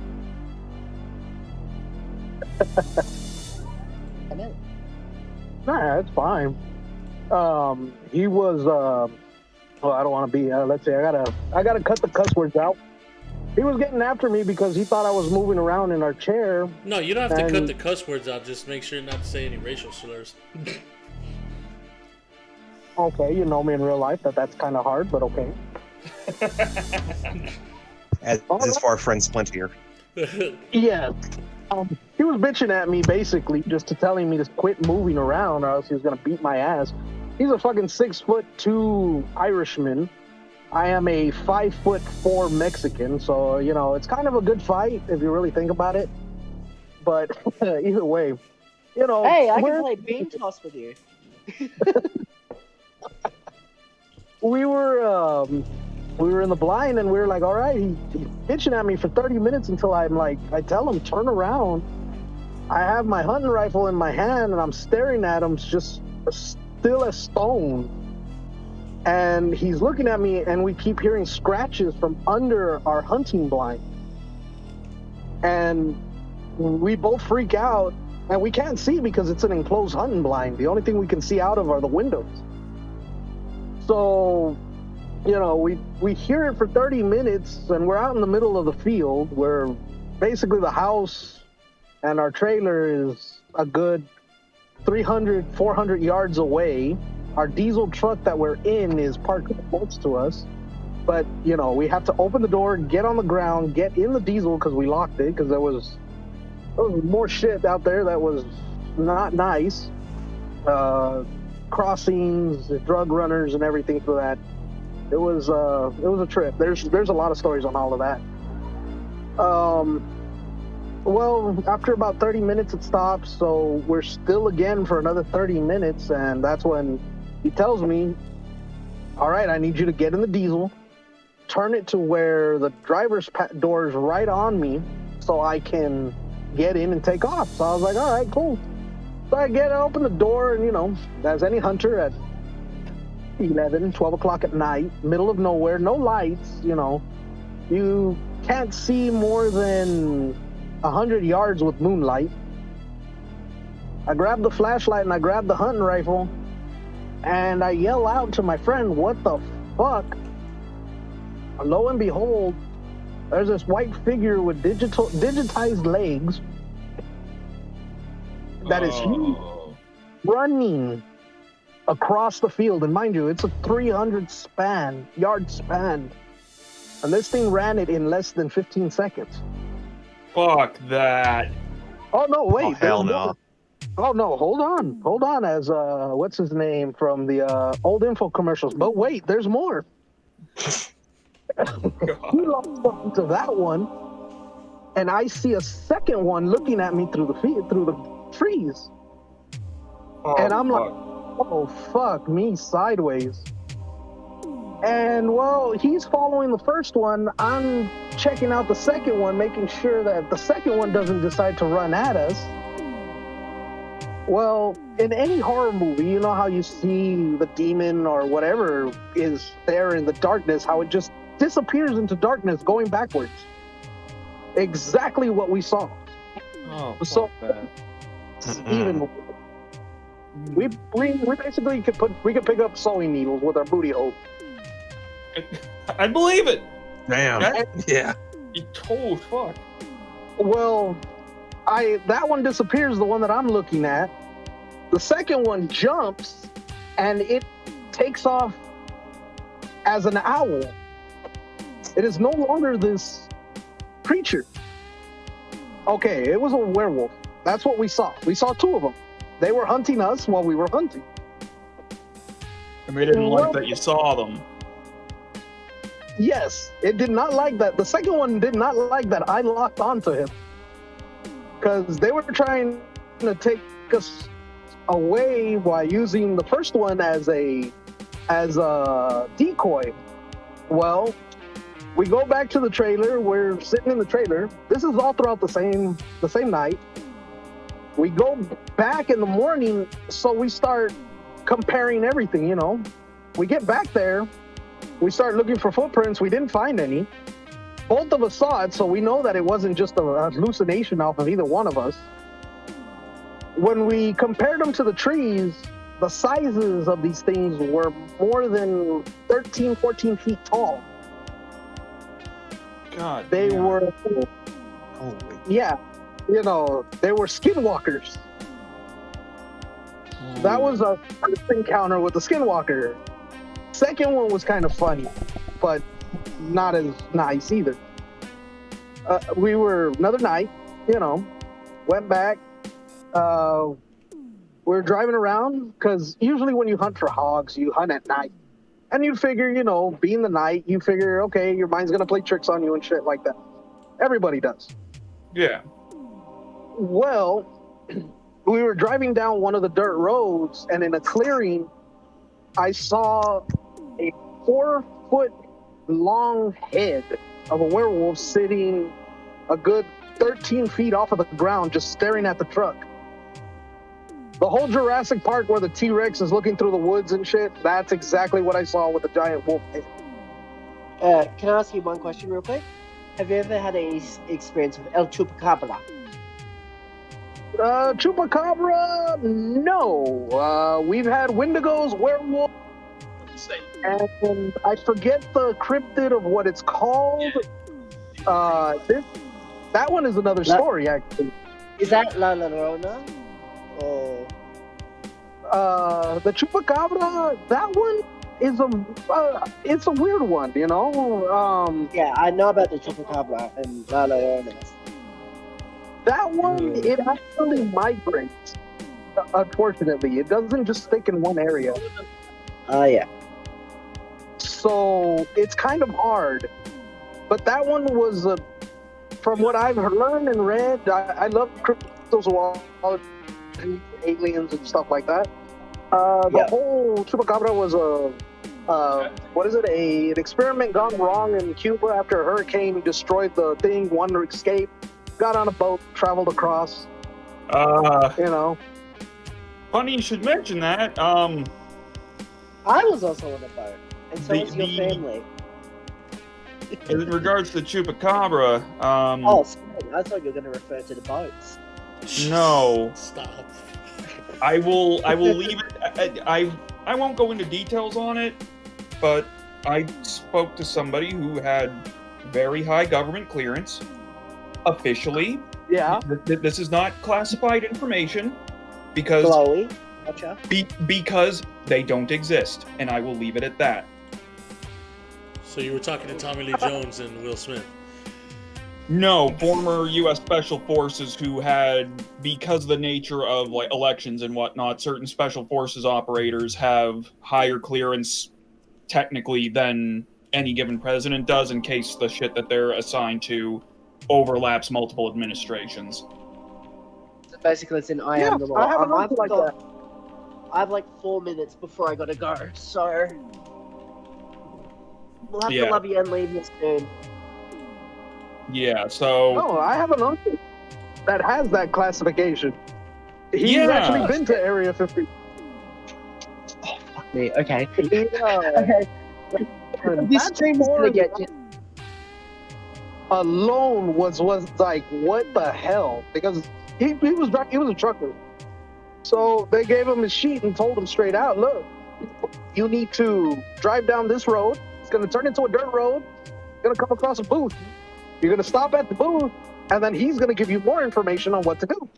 All right. Well, didn't think anything of it, and he drove, not minding his business. And he got to the booth, and he literally said, it's a guard shack sitting in the middle of nowhere with no fencing, no nothing. It just sits there. He pulls up, he gives them the paperwork. They look at him and go, okay, I need you to keep driving. Don't slow down. Don't change path, nothing. Just drive at the speed, and you'll know when to stop. Uncle was like, okay, that's fine. So he continues on his merry way, you know, driving whatever the hell he's driving, because they didn't tell him what was in the container. So he's cruising along, and he sees that the road eventually hits a mountain. Doesn't go around it, doesn't go up it, it just goes into it. Well, he's freaking out because he's going to crash my big rig into the mountain if I don't slow down. But they just told me not to slow down, so what the fuck do I do? Well, he's continuing. He's about to downshift with his gears, and all of a sudden the whole mountainside just opens up enough to where the truck can go through. That's where he slows down, and sure enough, he was driving in, and Independence Day, the giant cylinders with the aliens in them, the floating saucers, everything, it was all there. The guards inside told them, "Let me see your stuff." They looked at it. They said, "Oh, this trailer has to go parked at that specific one. Unhook and get the hell out." Yeah, that checks out with what this guy. He's a friend of my dad's. Get the fudge out. The specific instance that he referred to, because he actually pulled up a picture of a chupacabra and described it as like, now officially these are green monkeys. He showed us pictures like, imagine this fucking prickly lizard-looking motherfucker with a horse skull for a head with fangs. That's what they were dealing with. Every so often, the alarm lights, like they had different alert levels. Every so often, and they told him when he got to this facility he was working at, you know, if that light turns red, you lock and load. If something that don't look human shows up, you fucking shoot it and don't stop until it stops moving. Sorry to interrupt, but I've got to get. Let me know what you think of the child breaker. All right. I'll probably be tuning into the stream from my work desk, just quietly trying not to laugh and probably taunting Splint all the while. Oh, fuck so, you. see you in chat, I guess. Hey, you did the same to me with the Scotch Bowl incident for at least 2 weeks. I get my dues, you know. Have a good one. Yeah, see you, man. So, cheers. But yeah, every so often, like there were occasions where he'd be like mid-conversation with somebody else on security detail, just talking about whatever. The light would turn red. They'd hear screaming. They'd hear gunfire, and then the light would turn green again. And every so often, somebody left that place in a fucking body bag after the light went red because whatever got out killed somebody. And according to him, you really don't want to run into these air quotes green monkeys because, like, I think they were issued rifles chambered in like 50 Beowulf or something. And it took 3 of those to the body before it went down when he had to shoot one. Yeah. It's basically their skins and armor. It's kind of like what you would look at if you go to the animal kingdom, look at an alligator gar. An alligator gar's scales are so hard that if you hit it with a machete, you hit it with a knife, a hammer even, it actually does produce sparks and you will not kill it. You would literally need to shoot it once they get past the 6-7 foot range. Sorry about the noise. It's I'm driving and it's raining and. You're good, man. Well, I don't hear nothing. Yeah. Oh, okay, wonderful. Well, yes, no, the chupacabra is it's a man-made creature. That's exactly what he said. Yeah, you know. Yeah. Oh God. But you see, here's another funny one. Actually, I have a friend that was in the Mexican military. And, you know, they were raiding cartels, and they were somewhere in the mountains in Mexico. And they come across a specific field, so to say. It's in the bottom of a ravine. They went, half of the group had went out to go find, you know, they were clearing marijuana fields, drug fields, stuff like that. So that way they can, they stop the drug trade. Well, half of the half of the team had gone missing. They kept radioing them, but they never came back. So he himself and the other half of the group went out in there, and he saw everybody frozen. You know, like, what's going on? You know, what are you all looking at? Because I've been calling you, and one of the guys like looks at him and tells him, "Shut up," because what they cannot believe. He points down. They go over and they look. Well, when they go down and look, there's one fence that is 15 feet tall, electrified, barbed wires. Then about 20 feet away from it, there's another fence about 25 feet tall, electrocuted, barbed wired, and 4 stadium lights in every corner pointing inward. They look down and he goes, this is... At first I never believed him. But then they kind of got into, like, I started hearing stuff on the news, and I was like, this does make sense. No, Brett King, this is not a bit. This is real. Yeah, this is real. We ain't shooting the shit. Yeah, it was a colony of werewolves. That's weird. Oh no, but like Billy May says, but wait, there's more. He calls his commanding officer and he goes, "Where are you all at?" He gives him the coordinates and he goes, "What the fuck did you see? What have you seen?" And he goes, "You saw it all, didn't you?" He's like, "Yeah." He's like, "You could thank America for their experiments. That's what they pay us for." And you saw a helicopter bringing in fresh goats. I was like, "Why didn't they just give them meat to feed them, you know?" He's like, "No, they wanted them to hunt. They're teaching them how to hunt." He's like, "I saw a female giving birth. She just squats down, the pup falls out, she gets up and walks away." I was like, "Holy snap." So, yeah, that's basically what he says, that America pays Mexico to do experiments, stuff like that.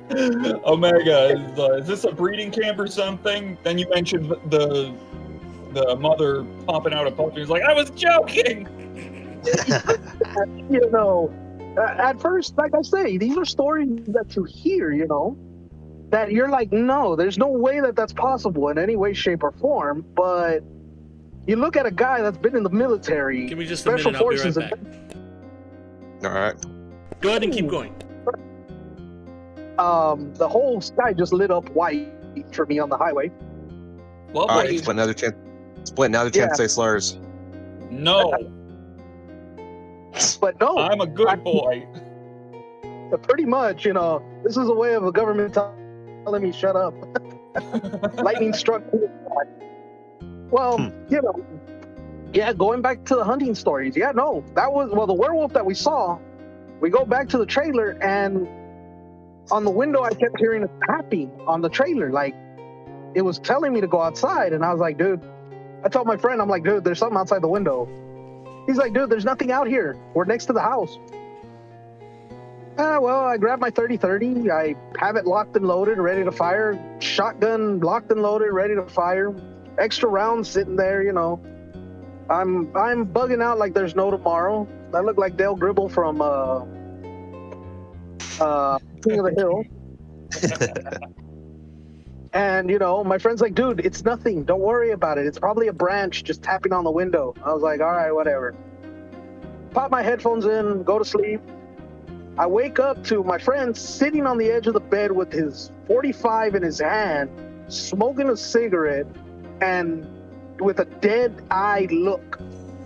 I'm like, dude, what the hell happened to you last night? He's like, after you fell asleep? Yeah. The tapping started on my window. I was like, okay, well, why are you up? He's like, something picked up the trailer, shook it, and put it back down. At that point, I'm like, you're bullshitting me. I would have felt it. He's like, no, you did not wake up. Me being me, Roland, Mr. Kit Riker here knows exactly how I am. It turns into, whatever, dude, you're fucking bullshitting me, dude. I go outside, you know, there's nothing better than to take a morning piss in the woods. I look down and I see the jack stands where the trailer is sitting on, and it's been moved 6 inches. Bruh. Give me 1 second, guys. Yeah. Give me 1 second. Firstkey, are you alive? Yeah, I've just been like letting people tell their stories because I got another video from one of my most favorite like people that has experienced like paranormal in their house and has recorded it. The Ghost of Carmel, Maine. Shadow guy coming out of the fucking window again. Oh, it's that one that you sent me? Yeah, I have it set. I was just making sure because you hadn't reacted or anything. I was like, did we lose Firstkey? I mean, like, the whole Chupacabra shit is, like, really believable because another YouTuber I watched, like, that does cryptid stuff, like, interviewed a guy who had essentially a Bigfoot encounter and as a young kid, and essentially the government, like, 2 different governments came to his fucking house, like, tied him to a chair and injected him, and he had no capability of, like, drawing anything, like, not even stick figures before, you know, he started telling his story. But it's like he's like drawing these images, like he's actually drawing the events like directly from his mind and experiences. He can't draw anything else other than these memories. but it's definitely something that we should look into, like, at some point. Like, I'm not sure if we can squeeze, like, that half an hour video into our 2-hour stream, but we'll see. But, like, yeah, Well, Ghost of Carmel, Maine, like, we're at 146 right now, but remember I told you, we're not just hitting 2 hours. We might go forward. all right, well, I can actually send you that Bob Giblin video, because the shit that this guy talks about of his personal experiences, like seeing a Bigfoot and essentially being held up by the fucking arm by essentially what he calls a baby foot, like, and even like the baby foot died because it got shot by his dad, and like it's fucking crazy. It's fucking crazy shit. Like, it's the same kind of stuff like the chupacabra that we were talking about, and the werewolves, because like this is the same level of holy shit. This is like, it sounds uncanny, but it sounds like it can't be, it has to be true. Like, there is some levity to what someone is saying, because you can actually pick up the fucking emotions in fucking Minion's voice. It's like, I believe it when he says this shit, because not many people can go into that much detail about having personal experiences like this if it wasn't traumatizing. Oh, there's I have quite a few. There is a lot of them. Holy crap, we actually have a thunderstorm in our area. Hey, Minion, the Maestro of Light on chat says, hold up. You're telling me that they're breeding anthropomorphic wolves in Mexico? Okay, shut what up. in the world? No, they're not making furries. No. They're making things infinitely worse than furries, because, you know, furries, you might be inclined to fuck. These are going to pull your head off of your shoulders. This is like some fucking, like, of the, like, the old, like, it's a really old movie, but it's called Dog Soldiers, and the movie premise is literally about they made super soldier, like, werewolves. This is literally what it fucking sounds like. Is that the one where it's like, the British Army unit in training get attacked by a bunch of fucking, like, what the fuck was it, like Scottish hillbilly werewolves? That one, yes. That's a good movie. It is. It's a wonderful movie. And exactly the way that you saw those werewolves is exactly the way that I saw those skinwalkers. By the way, guys, It's we are obviously up back scaled to up a about 14 to 15 congruent viewers, so hooray. Yeah, hell Hey, yeah. welcome in, our 14 peoples. Hope you stay for the Also, show. hello, Kuko. Glad you could make it, even if it was just for a little bit. Well, Minion, thanks for coming in, man. Telling the stories. I knew that a few of your stories would be badass for the stream. I'm glad to have you on. Oh, there's gonna be a Huh? There's just the last funny one, to tell you. There's a funny one. Okay. I mean, as much as, you know, anthropomorphic humans, this one was one that even to this day, me and my friend do not believe it. But there is a thing called a werepig. I shit you not. It was a big pig. We were tracking it down, and it's slowly, the pig tracks went from 4 to 2, so this thing stood up. Then all of a sudden, the prints themselves started transforming into human feet, and it went into the neighboring ranch. That's some Dungeons and Dragons shit right there. Bruh. Because, like, in D&D, in, like, actual Dungeons and Dragons, like, werepigs or werebores or whatever. Yeah, they're an enemy actually they're actually meaner and more evil than actual werewolves. Yes, they are. And pigs type are fucking nasty. No good things. Yeah, no shit. There was the biggest one we ever saw. I think he was 4 feet tall at the hump. He weighed over 900 pounds. He killed a cow and 3 people. He had a bounty on his head. No one's ever caught him. God damn. Fucking yeah. Might unironically have a fucking werebore on your hands that's killing people. Yes, werepigs, werewolves. Me and Kit live down here. There's actually a story of a werewolf that has been sighted down here. Yeah. And you know, it's there's a lot more stories I have, but I'm gonna let you all enjoy y'all's stream. Just message me if you want more stories. I mean, There's a ton of them. I mean, I've got from illegal crossings to UFO to Hell being yeah, actually man. myself too. Shit, That one was there's a stream idea, story time with Minion. Yeah, man. Shit, I'd be down for that. Well, I mean, we need to watch the Child Breaker SCP. Omega's chomping at the bit. yeah, I know. Well, thanks for coming, Minion. You have a good one. Happy Halloween, and make sure you get home safe because I could hear it outside my window, and there was some lightning and thunder with it too. So Drive safe, buddy. Oh yeah, I was traveling down Highway 48. You know how dead that place is. Oh yeah. I actually white while I was driving down the highway. What? Yeah, the whole sky went white. Oh yeah, that type of lightning. Lightning. Yeah, that's what I Government's like to coming for you, call brother. sky lightning. That just lights up the sky and there's no like connecting. Yeah, I to think it. that's intra-cloud lightning. It was that. Yeah. All Man, right, man. Maestro of Lights is like, this is nuts, I tell you. We went from fucking, like, fucked up things to stories about shit that people here have heard from actual government agents, so... Oh yeah, no, like I said, there's more stories from government agents that I know. I know of a friend in the military also that has told me about a base that's actually 10 times bigger than what the military was actually letting people see. I'm not surprised by that. Bro, you're gonna get us on the FBI watch list. Oh, we're probably Yeah, already on the list, but because the guy that told me about the chupacabras that don't exist, that are just green monkeys for real guys, he made a point of saying that there's a spot on his right arm where they will not let doctors operate under any circumstances, and as far as he can tell, it's either a listening device or a tracking chip, because he can feel it in there, and it's some kind of device that they stuck in his arm.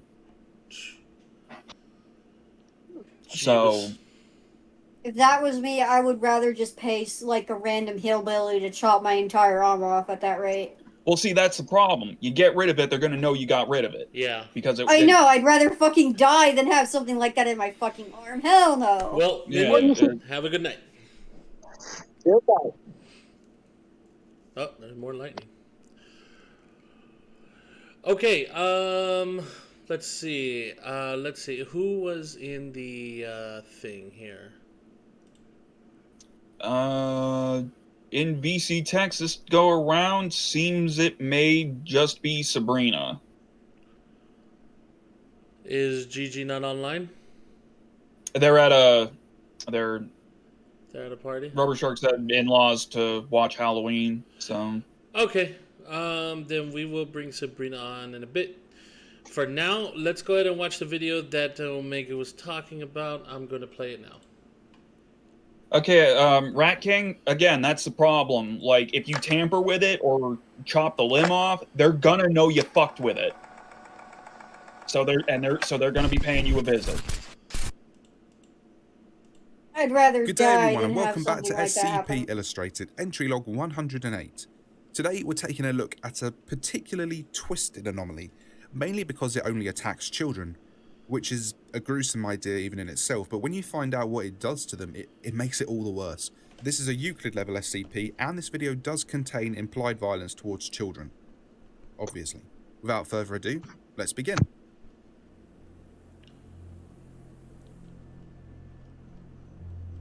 The following data release has been authorized by the following council members and administration staff. Notice from direct to all site staff. Subject, Child D Class and SCP-956. Child D Class? It has been decided by the Ethics Committee and the O5 Council that any further testing of SCP-956 that requires the use of D Class it's probably personnel, like violent specifically juvenile children, offenders. will require O5 approval. Would be that. By this point, we know as much as we need to about Like, SCP-956's murdered an effects entire on them, parent, family, school, or some shit. Yeah, your school shooters Supplying us with a new or batch of D-Class infants Yeah. later this week. you know, Until skinning then, cats or whatever the D-Class fuck. infants are being reserved for essential purposes only. I'm sorry, D Class what? Infants. Oh god. And you know those ones are Description. like, yep, born to a mother who was already SCP-956 appears to be a serving common like a pinata, long prison resembling sentence an or unknown something. quadruped. Tests have revealed that although superficially similar to paper mache, SCP-956 is constructed of various amounts of glue, sugar, an unidentified fur, and human tissue. SCP-956 has also shown to be highly resistant to any sort of bludgeoning damage, with large amounts of crushing force showing no damage to its structural integrity, though the use of gunfire as well as heat and flame have shown to be effective. By default, SCP-956 remains in a passive state. It shows no signs of locomotion or intelligence, and displays no hostility. As long as the item's activation requirement is not met, the item will remain in this state indefinitely. See Addendum 956-A. SCP-956 enters its active state when a human under the age of 12 years enters within meters of it. Approximately 2 seconds after entering the active zone, the child becomes unable to move, holding any stance they had at the time. The victim is incapable of motion or speech, although it remains alive, and its rapidly moving eyes suggest that it retains awareness. SCP-956 moves towards the victim and bludgeons him or her until the torso ruptures. Upon breach, the victim's body discharges a large pile of unmarked candy, ranging from to pieces. Instances of this candy are designated as SCP-956-1. SCP-956 repeats this for any other immobilized victims before returning to a docile state. A victim can be removed from SCP-956's activation range if retrieved promptly. Upon moving the victim meters away from it, SCP-956 returns to its passive state. The victim, however, shows no signs of recovering from its immobilized state and appears to remain in such a state indefinitely. Autopsies of unbroken victims show that their body has severely dehydrated, leaving them brittle. Autopsies also revealed that pieces of SCP-956-1 had begun to grow out of the victim's organs, using the tissue as a component. The amount of SCP-956-1 appears to be directly correlated to time spent in SCP-956's activation radius. SCP-956-1's effects vary depending upon the age of the person consuming them. Humans at the age of 12 years or older go into seizure within minutes of consumption, with a 1% possibility of cardiac arrest. There is an approximate % chance of survival for such subjects. Animals suffer similar effects regardless of age. Children under the age of 12 undergo a different effect. They first enter a similar state to the immobilized victims of SCP-956, although they assume a standing stance with their arms resting in front of them. Their body then... Guys, I'm sorry to pause it real quick, but just to let everybody know, if for some reason the stream goes out, we have a major thunderstorm in the area, and it's just about to start getting worse. So if my power goes out, the stream goes out. Sorry, guys, but for now we'll continue on. Okay. Alrighty. Sounds good. So far what I'm getting here is that these things kill a kid, then presumably just leave the candy out somewhere where other kids will find it to reproduce. Halloween. It's like a Halloween 3 thing. It's a best type of joke. The joke on the children. Halloween. It's fucked all the same. It's like fucking reverse pinata. Anyways, let's go.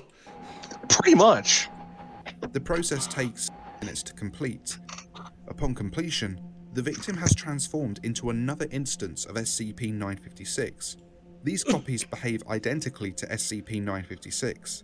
There is a 0% chance of survival for the victim. So you eat the candy, you become the pinata. That's great. Special containment procedures. The boys are trying to SCP-956 is silence to be you with kept at the weather-altering approximate technology. center of a Don't go concrete there, room Rat at King. all times. The door is to be locked with an armed guard posted to prevent unauthorized access. Entrance by research personnel into the room is only permitted once SCP-956 has entered a dormant state. Permission to bring a subject into the room must be cleared by O5 approval to decrease the occurrence of SCP-956-1, Unless for testing, individuals fulfilling SCP-956's activation requirement are not to be brought within 200 meters of SCP-956's containment area. Surveillance is to be maintained through security footage at all times.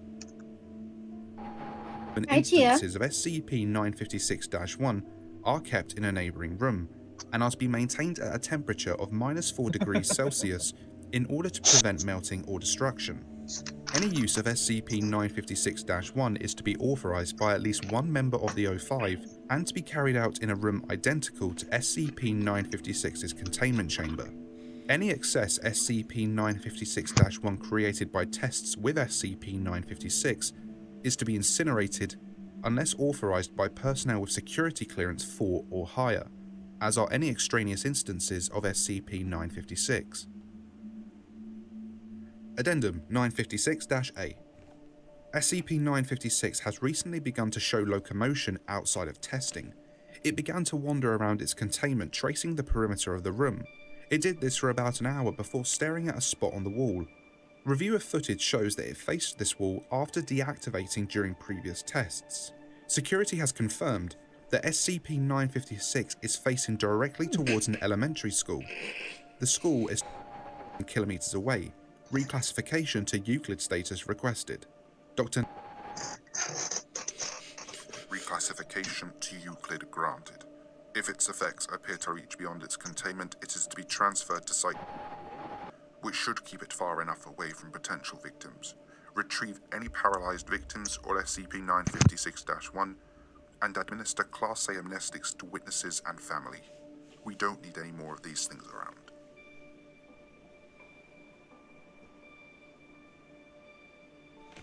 Isn't that magical? Damn. There's some fucking And that concludes evil SCP-956. voodoo shit going I hope on you there, enjoy- man. SCP Alright. Foundation's always weird. Yeah. The caramel main video. Also, sorry if you guys hear any, like, creaking or anything, because my chair is very noisy.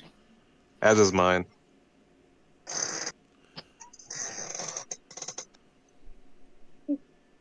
Gee, Okay, what are here you we doing, go. kitty? Ready? Actually, hold on. I hate to say it, but I didn't expect the stream to go for this long. I need to hop out. It's been fun, y'all, and y'all have a good night.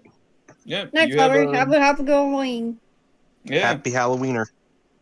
See ya, man. Don't get taken by the glowies. I will try not to as well. Yeah. Baba Booey, and good night. Laters.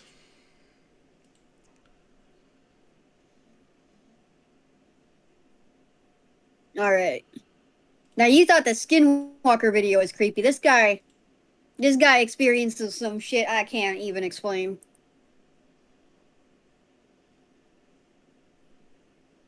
This is going in the direction of, like, yeah, great. I didn't need to sleep tonight anyway. He does Halloween.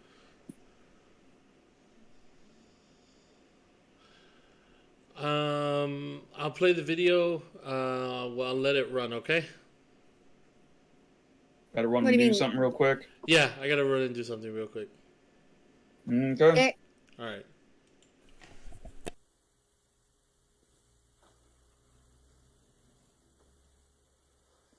Are you talking?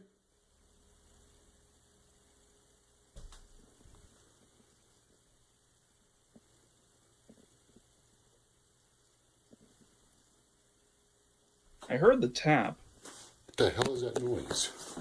Son of a bitch!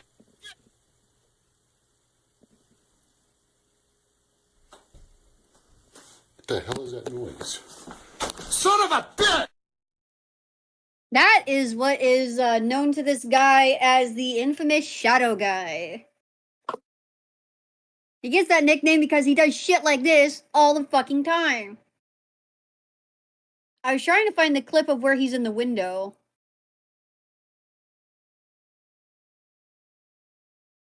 Looks like... What the fuck? Huh.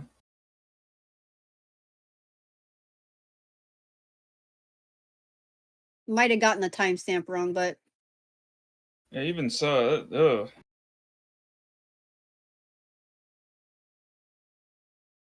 Fuck, Jesus.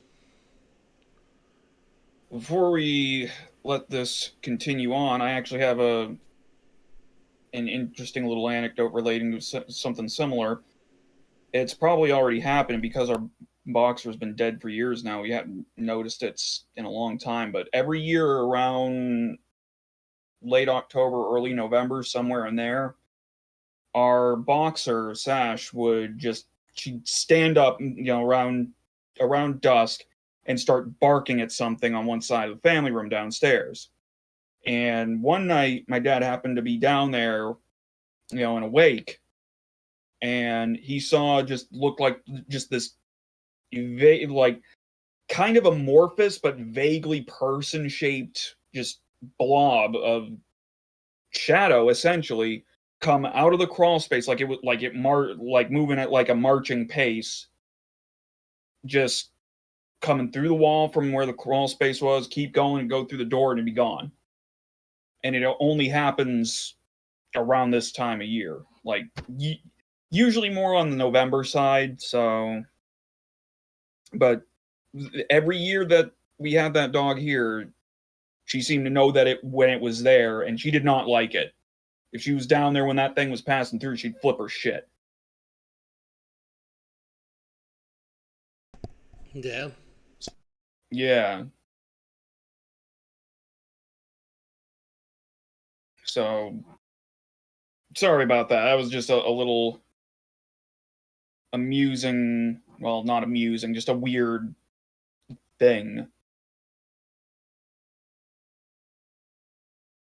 It was, I think, my air quotes best story, though, I'm gonna reserve for, like, whenever we're getting ready to wrap up.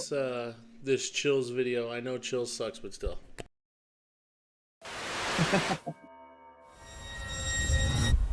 Chills.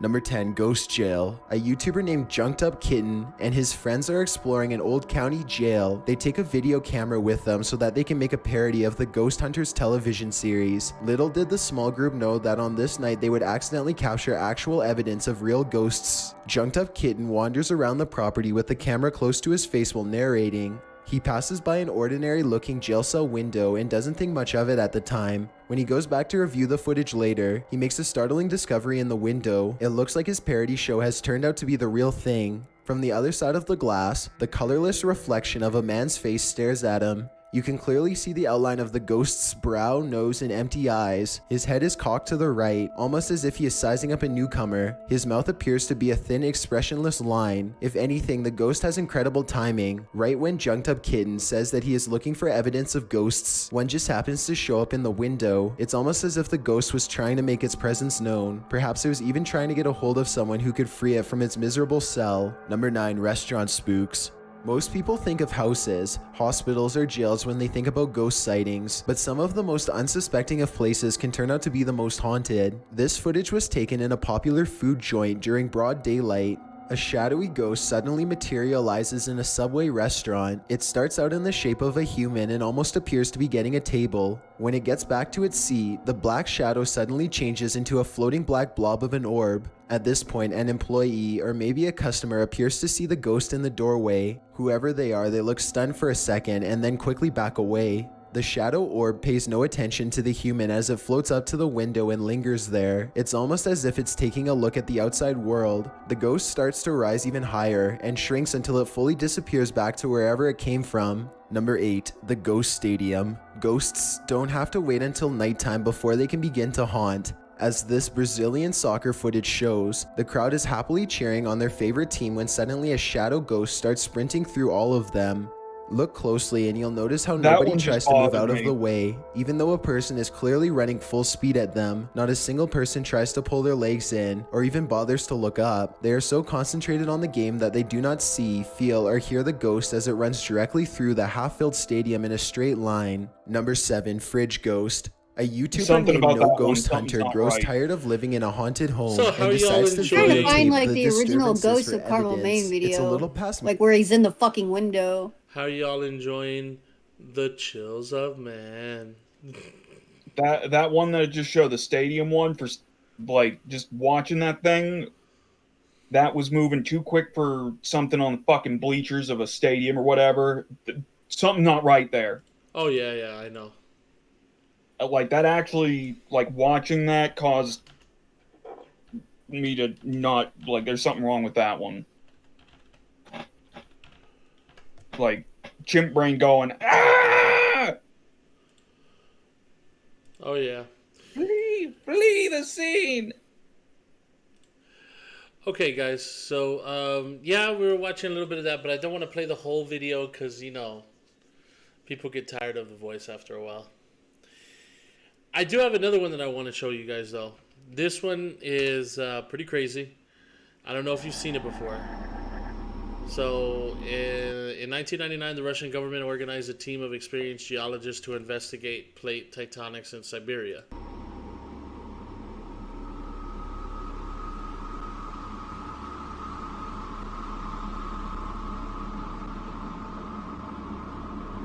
The drilling team reached 4.4 kilometers into the Earth crust and they discovered a problem.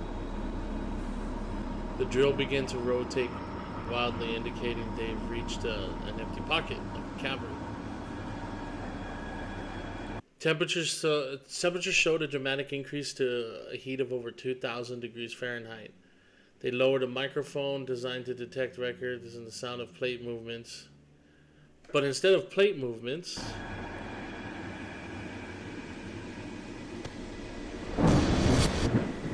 they heard human voices screaming in pain. At first, we thought it was a sound coming from the equipment, but we made the adjustments, and our worst suspicions were confirmed. The screams were not of a single human, but of millions of them. A newspaper began covering the story in hours, but the Russian government seized all photos and recording. Some personal recordings survived. Now, I've got a clean copy of it now, and I warn you, this could scare you.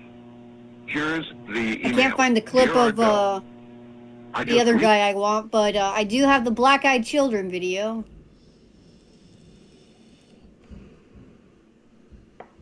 Wow. Siberia, hell's...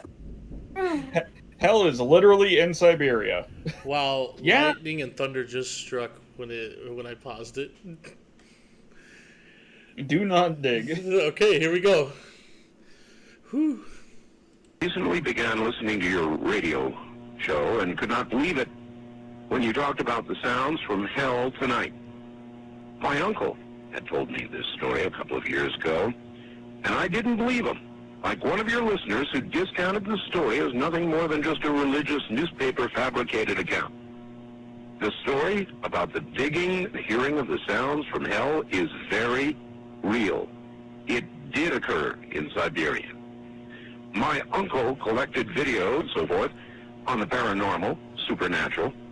He passed away fairly recently, but he would have loved your show. He let me listen to one of the audio tapes that he had on the sounds from hell in Siberia, and I copied it. He received his copy from a friend who worked at the BBC. It took me a while to find it tonight, but attached is that sound from my uncle's tapes. It's not the greatest quality, but the sounds are there.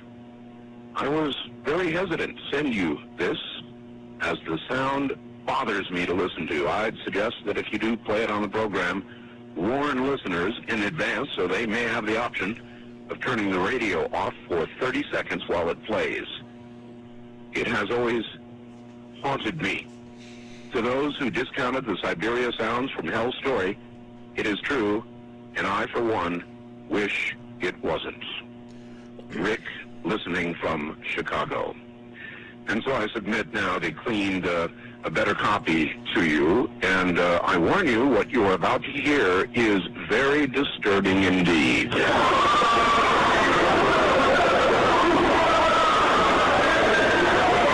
Just jumping right into it, aren't we?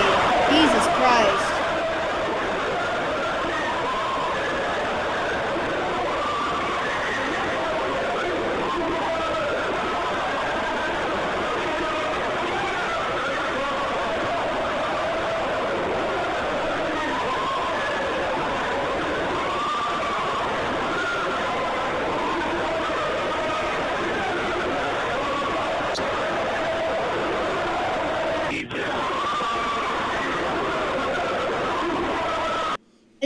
quite repetitive, though. Well, no, it just started again. That's why it flashed. It's only a 30-second clip.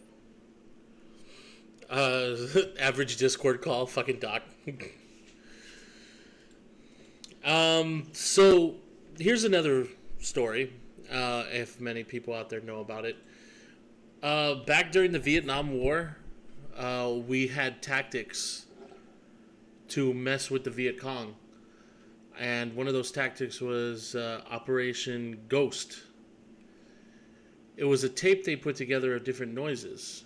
Apparently the Vietnamese are they're very religious people with their own religion. And one of the religions is if you die off your land. The term you might have wanted was superstitious. Yeah, superstitious. Because in South Asia in general, because there's a lot of areas that are still fairly underdeveloped, like in terms of infrastructure and just general development. A lot of people are still quite superstitious and tend to abide by local beliefs a lot more strongly than people in better developed areas of their respective countries. I mean, it's kind of the same shit anywhere you go. People out in the country, they tend to hold beliefs that are considered, atypical, air quotes, from the prevailing culture. Something to this effect, just to use a random example, could be seen with the conversion to Christianity in parts of Germany and Scandinavia, where a belief in the old gods persisted as like local folklore, even though like in the cities nobody still paid much attention to that kind of thing. I'm sorry. Operation Wandering Soul was the name. Sorry, go ahead. Yeah, I remember that they used a similar fear tactic against Japan, where they literally bathed red foxes, like that I don't think were native to Japan at the time or some shit. I don't know. They just pretty much dipped foxes in glow-in-the-dark paint and set them loose in New York as a test. Yeah, everybody thought there were mutant foxes going around, but they wanted to use them because of the kitsune myth. That the kitsune is a herald of bad things to come. Yeah. So yeah, America's known for some freaky like fear tactics for enemy religion. Funny little story, actually, because since this is Vietnam, I've got two very brief ones. One of them will begin with a story about a guy named Snowball. Now, despite his name, he was black as hell at night. Like the kind of black that's like, like you could barely tell the difference between a color and a black and white photo. He was that kind of black. Jesus. He was very tall, very muscular, but he was my dad's squad machine gunner. Basically, he was big enough to where they had to cut the trigger guard out of his M60 so that he could use it, because his hands were just so fucking huge. Anyway, during the battle, my dad's unit had managed to take the high ground. They were fighting, they were outnumbered pretty severely. Well, in the heat of the moment, Snowball decides he's had enough of this shit. He stands up and goes running down the hill, one-handing his M60, screaming at the top of his lungs. So you got this fucking, damn near 7 feet tall. I think it was like 6'8" or some shit. 6'5", 6'8", somewhere in there. He was a tall motherfucker. Built like a brick shit house, black as hell at night, and yes, Black Joker, this is a guy named Snowball, comes charging down the hills. A shared bit of folklore between parts of Japan, China, Korea, Southeast Asia. Ogres are often depicted as having black skin and being very tall, very muscular. So this one dude comes barreling down the hill, one-hand machine gun. He's, like I said, tall, muscular, black. And the Vietnamese troops, they just say, fuck this. And a lot of them actually dropped their weapons and they scattered. They were having none of that shit. And after I told my dad about the whole, East/Southeast Asian ogres thing, my dad said, I was like, honestly, that was probably why they ran. They thought some of them may have genuinely thought, oh my God, the Americans have actual fucking ogres. We are fucked. And bailed.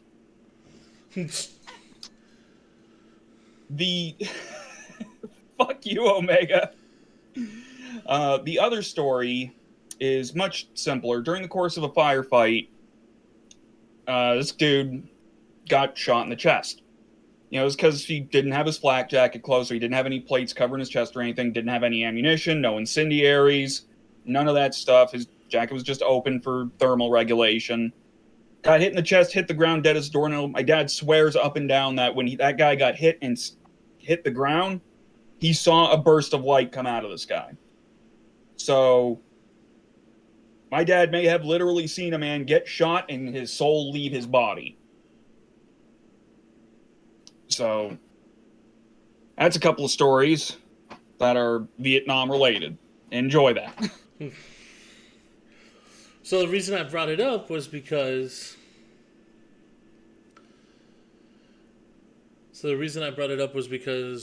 during Vietnam they had something called Operation Wandering Soul, which is this right here. Yes, Sabrina. Basically, like when the guy got hit and went down, my dad swears he saw a burst of light leave the sky. So the only reasonable explanation, barring some severe hallucination my dad had at the time, which is possible because they were in combat, is that he may have legitimately seen the soul leave a dude who was killed in action. It's possible. Crazy shit happens in combat. Yeah. All right. Here's the sounds.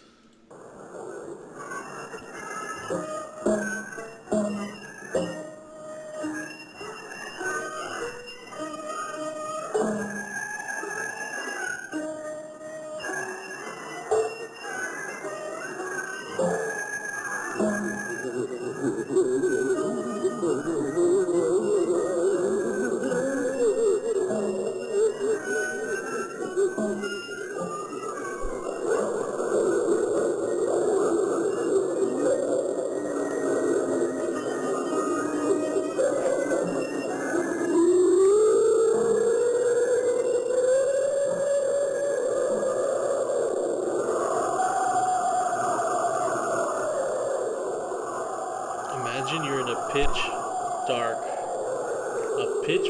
black dark jungle setting, and you just hear that shit.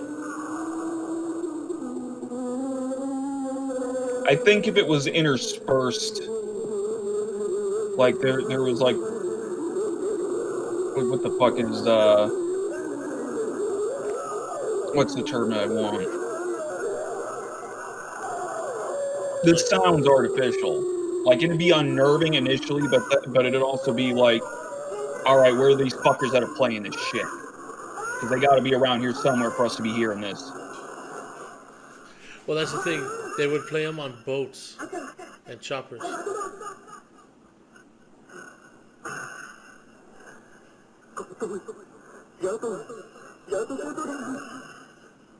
Ba đang về với con. Tôi đã về với mình đây. Nhưng tôi còn đâu mảnh hình hàng nữa. Tôi đã chết rồi má con bây ở. Tôi thẳng thôi. Phán không biết chừng nào. Các bạn của tôi ơi. Tôi trở về để nói cho các bạn biết rằng tôi đã chết.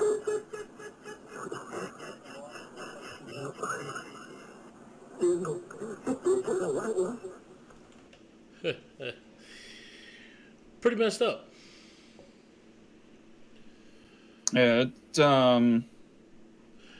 Fursky, you sent another video, right? Yeah, I was trying to find like the actual like clip of Shadow Dude in like the window where like the guy that owns the house is like fucking like, oh my god, he's in the window again, and then the fucking like entity drops from the window like some fucking ancient spider god. But yeah, this is the Bob Gimlin Bigfoot video. Like I already scanned that entire like Carmel Maine video. It's not there. Yeah. But yeah, like the Bob Gimlin video is about 34 minutes long, but it's a guy like telling the story about his fucking Bigfoot experience So just to show with like everybody a here. family of Bigfoot. Okay. Well, just to show everybody here, Splint has been working on the art goal. We're going to show it now. Also, we're going to take just a little break here. And let's see here. So here is the art goal.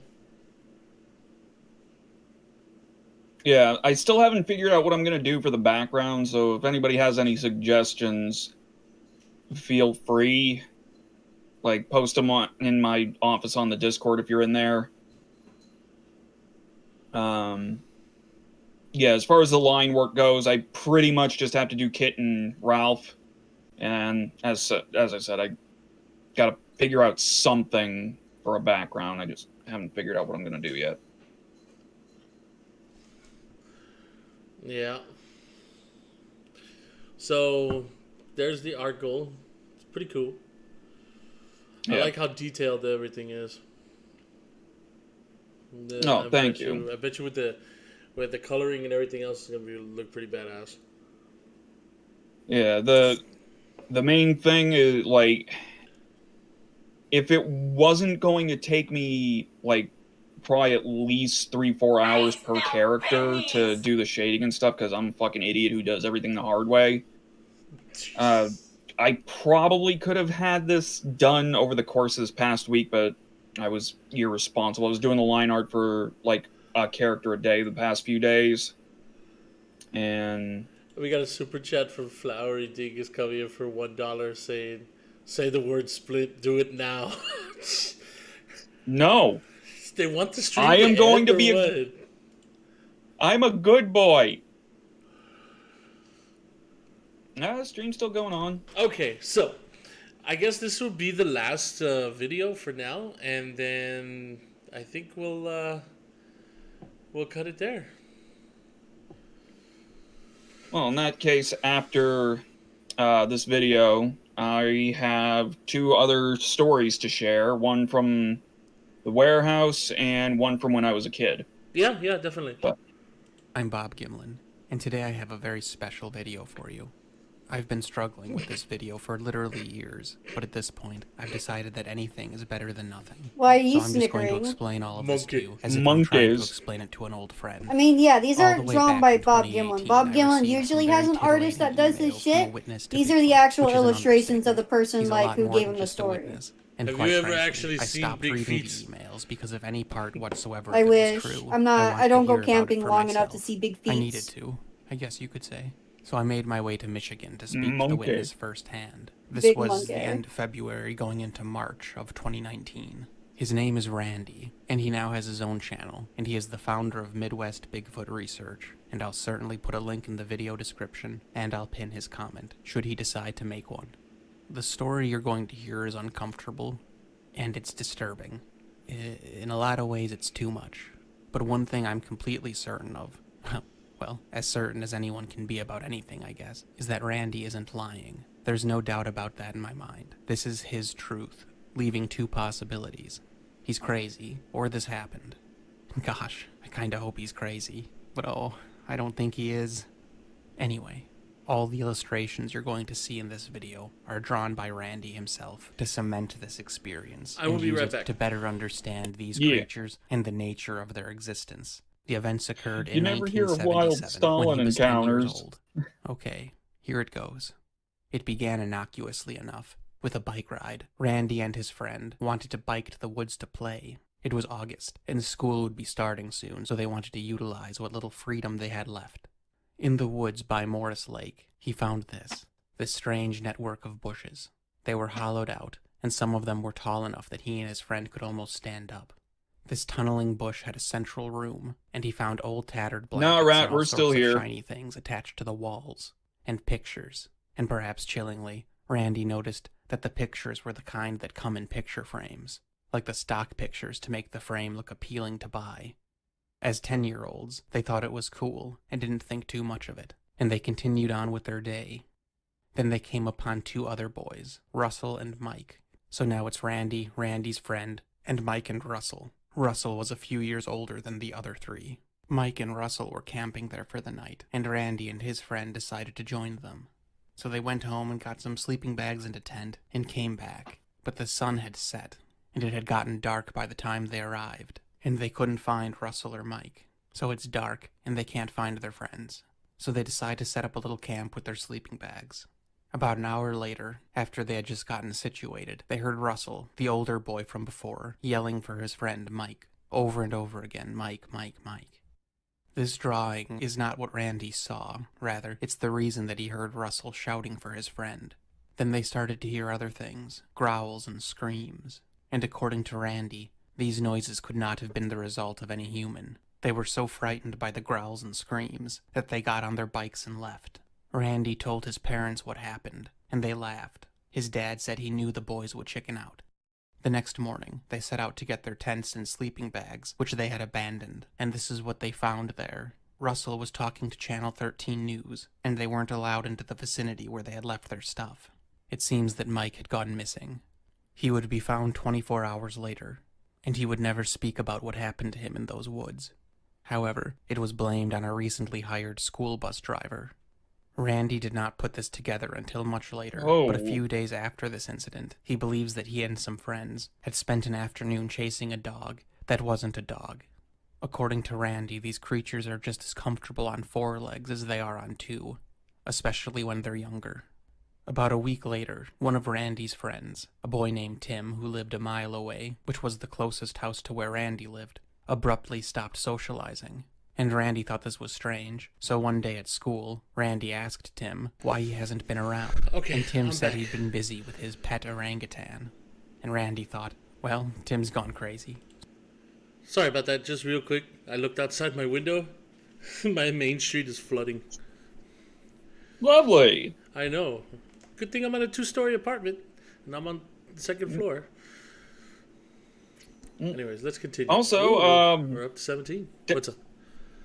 Devil's Advocate. If you weren't able to see it, if you roll back the stream a little bit, you'll be able to see the work in progress article. Well, there you go, because you were the one asking about it last stream. So, give it a minute. You Let's know. see if it comes out. There you go.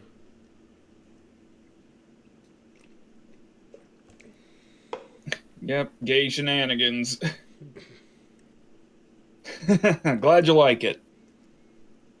It'll look a lot better once it's actually finished. Back to the video. And the weird rape monkeys of Michigan. Yep. Oh, yeah, no.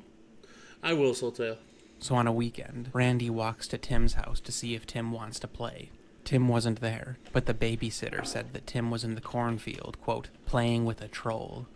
And the babysitter said he was playing with a troll. The babysitter thought it was a troll. Yeah, the babysitter said it was a troll-like looking thing.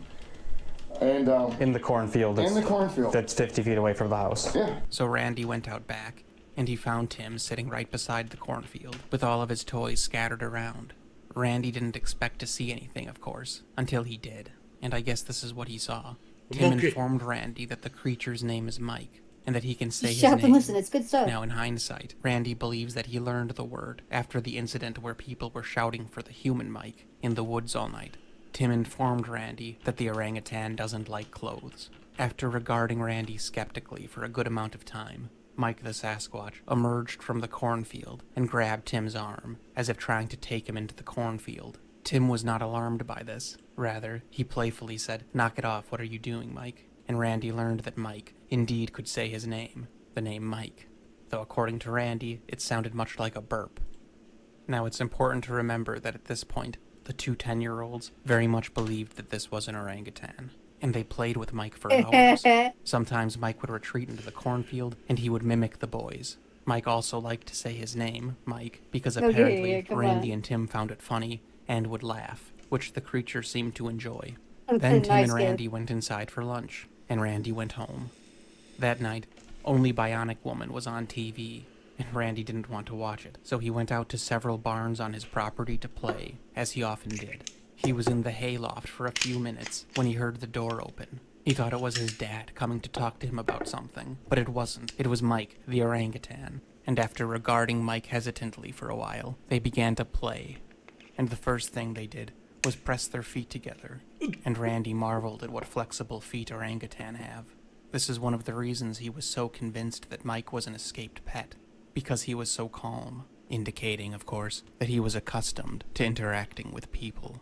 Randy told me that when he was a kid, he had a penchant for making noises. So, if he heard a noise, he would repeat it, as a lot of kids do. And that led to their next activity. Randy would make a noise, and Mike would parrot it, but not only repeat it, he would elaborate on it, and make it impossibly accurate. One time I asked Randy what the Sasquatch sound like. He said however they want to. Randy would meow, and Mike would repeat the same sound. Only Mike's meow was indistinguishable from a cat, and the creature would elaborate on the sound, making it obvious that he understood what the sound was. So as an example, Randy would meow, and then Mike would meow, mew, and hiss. So he wasn't just mimicking. It's as if Mike recognized, that's a cat, this is what cats say. And it was during one of these cat mimics that Mike hissed, at which point Randy describes Mike's face appear as though it was melting or bubbling. Randy now attributes this to infrasound, which is known to have a wide array of effects on whoever hears it, and is also known to be produced by other large mammals. There were ropes coming from the ceiling, and Mike the orangutan and Randy played with them. And this is when Randy got a really good indication of this creature's athleticism and strength. Randy said it was alarming to see how strong he was. So, playing excitedly, as kids do, Randy decided to beat his chest and make an ape noise, like he'd seen in movies. And Mike repeated it, and his eyes turned red, and his demeanor became aggressive, and Randy thought he was about to die. And it was during this aggressive display that Randy learned that these creatures have an anatomical feature that I've never heard of before. He described them as tusk-like teeth that elongate from the molars, and they do so consistent with the mouth opening. So it's like involuntary. As the mouth opens, they protrude, and as the mouth closes, they retract. Well, poor little Randy no longer thought this was an orangutan, or at least, not a friendly orangutan, and he went to flee, but Mike wouldn't let him. Again, looking back, Ugly Randy thinks gorilla. that Mike was still Ugly. only playing, Go away. like the mimicking game, where Mike always took it one step further. So Randy beat his chest, which apparently is an act of aggression to these creatures, which Mike repeated, taking it one step further. It's unclear whether or not Randy was actually in danger, and though Randy thinks that Mike was only playing at aggression, that still doesn't mean that it's not dangerous, because normal actions to this creature could certainly prove deadly. Hold on. Look at his face when he's running away. I mean, yeah. He's drawing from raw memory and never had any artistic skill before he started drawing from memory. Look at the fucking monkey or whatever's face. Look at it. It's like half of it is like skull and the other half is like This Considering Oh, sorry, go ahead. And he looks like he's not scared, but he's like saw something disgusting, like monkey. But no, I'm not making fun of it first. It's fucking interesting. I'm just pointing out, trying to break the ice a little bit. Yeah, a little bit of levity in this otherwise bizarre thing. But honestly, this seems like a more credible kind of like Bigfoot thing. It does. Just on the grounds of like, it seems like it's showing these things as reasonably intelligent and curious, but with the exception of an apparently young specimen, they don't necessarily have much interest in being near people, per se.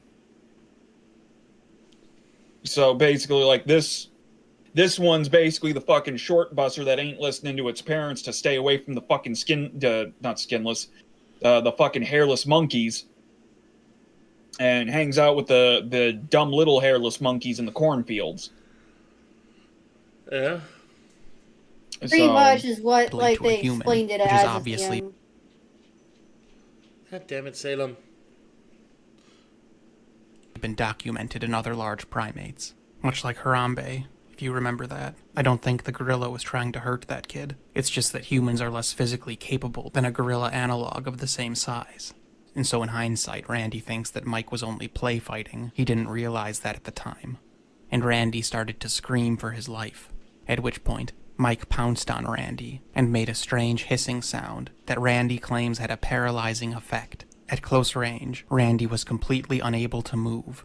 Not because he was pinned, but because of this sound. And Randy claims that the sound produced not only prevented him from moving, but actually significantly calmed him down. Again, in hindsight, Randy now believes this to be infrasound. Then Randy hears the hay door open, the and he King thought his Cobra dad of heard his apes. screams and was coming to his aid. He can't actually turn his head to look, of course, but Mike reacted and hopped off him, at which point Randy observed that it was actually Mike's mother, and she was angry. Again, in hindsight, Randy believes she was shocked to see her son fraternizing with a human, and the father was just outside the barn. So Randy now believes that Mike was using his infrasound to try to silence him, because Mike didn't want to attract the attention of his parents, as if Mike knew he was engaging in a forbidden behavior. The female Sasquatch kind of lifted herself into the hayloft, grabbed Randy, and smelled him, with very fast sniffs the way a dog does. And he said that the Sasquatch picked him up rather roughly to do this, and in the process, the Sasquatch picked him up by the waist and brought him to her nose, so like she wedged her thumb between him and the waistline of his pants, and I guess that immediately broke his pants off. So now he's as he was the day he was born. And then she kind of discarded him, or just dropped him, which, I guess lacerated his thigh. And there's more illustrations of this on Patreon, but I don't think I should show it here. And he didn't draw anything graphic or anything, but still too graphic for here. It's still And it's weird. at this point that Randy saw the male Sasquatch watching from outside. Meanwhile, Randy's father is approaching with a rifle, and Randy depicted it here. The male could see his father, but his father couldn't see it. Randy's father saw from the kitchen window 2 massive hairy figures moving on all fours toward the barn where Randy was playing, so you could see why he would have taken off with protection. At the time, he thought they were bears.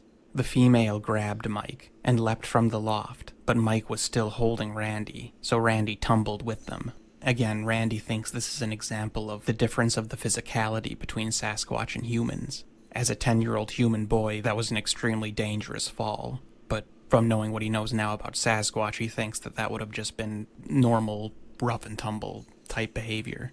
Randy's dad appears, and he's cursing and exclaiming in shock. He can't believe what he's seeing. As the adult Sasquatch are retreating into the cornfield, Mike is still being held by his mother, and he's struggling furiously.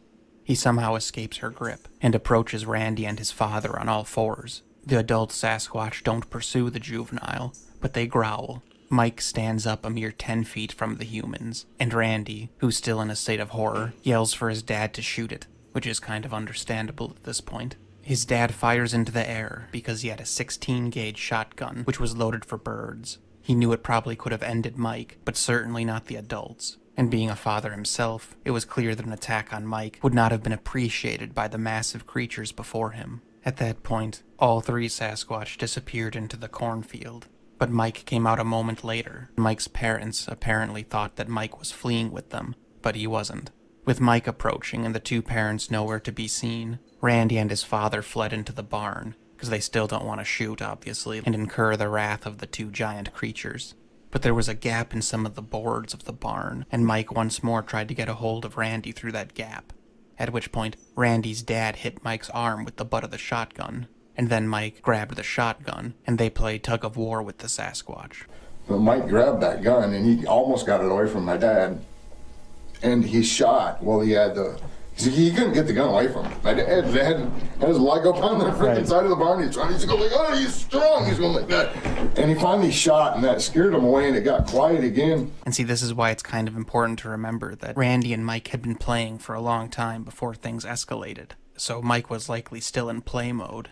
Because if you think about it, if 10-year-old Randy and the Sasquatch are the same size, Mike probably has the comparative mentality of a 5 or 6-year-old human. Maturity-wise, I mean. And if you've ever dealt with kids of that age, then you know how smoothly ending playtime goes. Randy's father fired the gun, and Mike let go, and immediately after, they heard sirens. It seems Randy's mother had called the police. She didn't even know that Randy's father had gone out to the barn, but I guess from the window of the house, she saw two large animals and couldn't find Randy or her husband. So she believed there was a bear attack occurring and called the police. A squad car and an ambulance arrived. Randy and his father exited the barn, and the responders actually cut Mike off as he tried to enter the barn through a gaping hole in the front. And the policeman asked if there were two bears, as dispatch had told them, at which point Randy's father informed them that it wasn't a bear. While Randy is being put into the ambulance, requiring a few stitches at where the female had lacerated his thigh, Mike was crawling through the tall grass in a state of agitation. The police officer could see the movement through the grass, but the grass was too tall to make him out clearly, because Mike was on all fours. And then 20 feet from the ambulance, Mike stood up. Randy is hearing this from inside the ambulance, but all of a sudden he heard the police swear and fire their weapons. Randy is unsure if they were trying to hit it, or just scaring it off, because Randy's father is begging the police not to shoot it, because he assumes the adults are still watching. And to me, this indicates the unfathomable nature and physicality of the creatures he witnessed. There aren't many animals in the world today that would be too threatening to two men armed the way they were, short of giant herbivores and lions and tigers and the largest of bears. And then all was quiet, and Randy received stitches in the back of the ambulance while his dad talked to the police. Then they hear gunfire from the direction of Tim's house, and the policeman's radio begins to chatter to that effect, so the police take off a mile down the road, and Randy and his dad soon follow. When Randy arrived at Tim's house, they found the police inside, talking to Tim's dad, and Tim's mother and siblings were packing up the car. They were preparing to leave, which they did, forever. Randy found Tim in the cornfield, and he was crying. Tim told Randy that his father had shot the orangutan.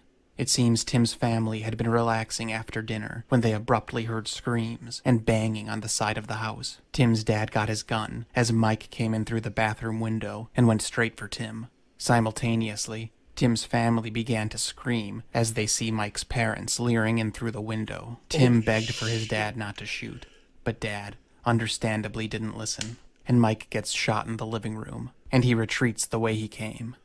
Randy drew this using a combination of Tim's retelling and simply by seeing the house afterwards. It was probably easy to piece together. Randy thinks that at this point, Mike doesn't realize what the guns do. He thinks they just make noise because there'd been so many gunshots and nothing had happened. And for the record, even Tim's parents thought that Mike was an orangutan, until they saw the adults watching through the window. I guess this was one of those instances where your kid's imaginary friend abruptly becomes less than imaginary. A search by law enforcement fails to find Mike that night. However, Mike's injuries were grievous, and the people who lived next to Tim's house, so 2 houses down from Randy, found Mike's body in a creek the next morning. Randy and his dad came over, and Tim and his dad were already there with the property owner. Mike was lifeless and rigid, laid out on a picnic table, in sharp contrast to how he'd always been. And by the time Randy arrived, it seems that an impromptu autopsy was being conducted by the property owner and Tim's dad.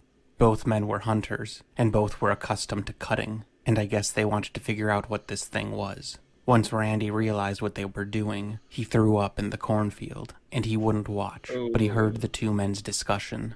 They described the hind tusks, which rapidly unsheath as the mouth opens, and strangely enough, 2 hearts, or at least another organ beside the heart that seemed to perform some function related to blood pumping. Randy would later describe this as a detached chamber. They also noticed that Mike's member was inside of him, whatever that means. The kid whose property this took place on took photos of Mike. They were just about finished doing whatever they were doing when Randy saw 2 massive dark shapes peek out from behind a barn.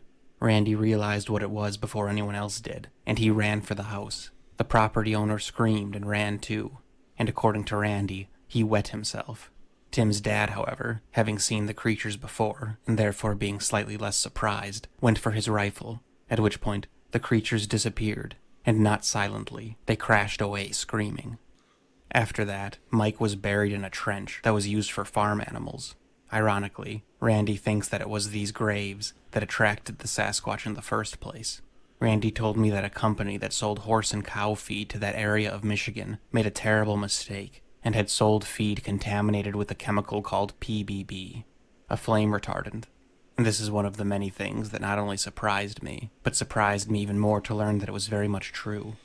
And I guess the effects lingered in the livestock for many years and seeped into multiple products. Some days later, Randy was called to the principal's office. It seems the boy who had taken the pictures had brought some of the photos to school, and Randy was in some of them. Randy said nothing to the principal, and as far as he knew, neither did the other boy. But when Randy got back to his house after school, there were carpet cleaning vans there, and his parents were not. Yeah, those Some are men there were carpet from the cleaning National vans. Guard, and others weren't. Randy now assumes that they were the infamous Men in Black, though he said they aren't pale, and they're not paranormal. He believes that they're a tribal entity, and that there are a few matters on the continent that they have jurisdiction over, and they avoid oversight because of their tribal affiliation, and therefore are not necessarily part of the government of the U.S. But I suppose there are a few matters that are deferred to them, according to Randy. And it seems that the soldiers had an argument with these alleged Men in Black on how to proceed, and it quickly escalated, but then cooled down, and it seems the Men in Black won. After the application of substances, they had Randy lead them to the place of the incident, and though he never told them where Mike was, he couldn't help but look to the grave. The family who owned the property was furious at poor little Randy for leading the authorities there, and they recovered Mike, and he was confiscated, and so were the tools used for the dissection. And according to Randy, all mention of these occurrences, including one newspaper that mentioned human pause Mike's it. nocturnal misadventure, were all scrubbed away. Yeah, you saw how good that facial detail was with the anger and the Yeah. tears and the screaming and agony and the comic lines that it speaks volumes. You know, they say a picture speaks 1,000 words, and I think it's very true with this man's illustrations because he's all just drawing memories that have bubbled to the surface over the years.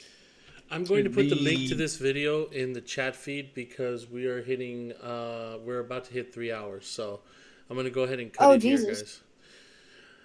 I'm going to cut that video here. For those of you who want to continue on, it's going to be there. So let's see. I've got my 2 stories, but before that, I am definitely inclined to believe that this happened because from the sound of things, like from how that shit towards the end there was being described, it sounds like the little Sasquatch or whatever the fuck it was went to Tim because, you know, Tim was its friend. So, you know, and he was upset because, you know, his new friend's dad got mad at him and fired a fucking noise stick that scared the hell out of him. His parents are upset at him and everything. So what is a child going to do? What the hell? They're gonna go and, you know, run to their friends if they don't think their parents will be receptive to anything they say. So, anyway, the 2 stories that I have, the one at the warehouse, this was dead of fucking winter. I think it was in January or maybe late December, because I worked at a place where you had Christmas Day off and that was it. The rest of that was like, go fuck yourself. Anyway, I was just by myself opening up some crap for delivery the following Monday. So this would have been a Saturday night. And as I'm sitting here just doing my shit, you know, opening up a headboard, I remember that. I was getting ready to, I was standing up, getting ready to pull it out of the box, and out of the corner of my eye, I noticed something that it looks like this, featureless, flesh-colored head, like damn near white. It was very pale, and it was like it was wearing a flannel shirt. It was like it was leaned forward, like it was somebody being nosy, wondering, what you doing, you know, that kind of shit. Yeah. And I blinked for a split second. It was still there. I blinked, screamed, and brought my box cutter up like I was gonna fucking hit this fucking thing with it. And in the time it took me, the second blink as I'm bringing my arm up, it's gone. And I'm just scared shitless. I ended up going outside. It's dark out. It's like fucking 30-something degrees out because middle of winter and everything. I ended up sitting out there for a few minutes just because it was like, man, fuck this shit. Fuck this. I hate this fucking warehouse. Funnily enough, a couple of weeks later, while I was moving nightstands around and whatnot, this one I'm not as sure of, but I am positive I heard something in that section of the warehouse. And when in a moment of what I will say is stupidity, because we were just getting ready to close up anyway, I went, hit the lights, went back over to get something. I forget what the fuck it was. And I had like, do you have a name? And I got an answer. And unfortunately, because some of the lights were still running, they were still at hum in here, I couldn't make it out. It was something that started with an S and an A. I know that much. I couldn't tell if it was Saul or Sam. So that's a thing that happened. The other one is from when I was...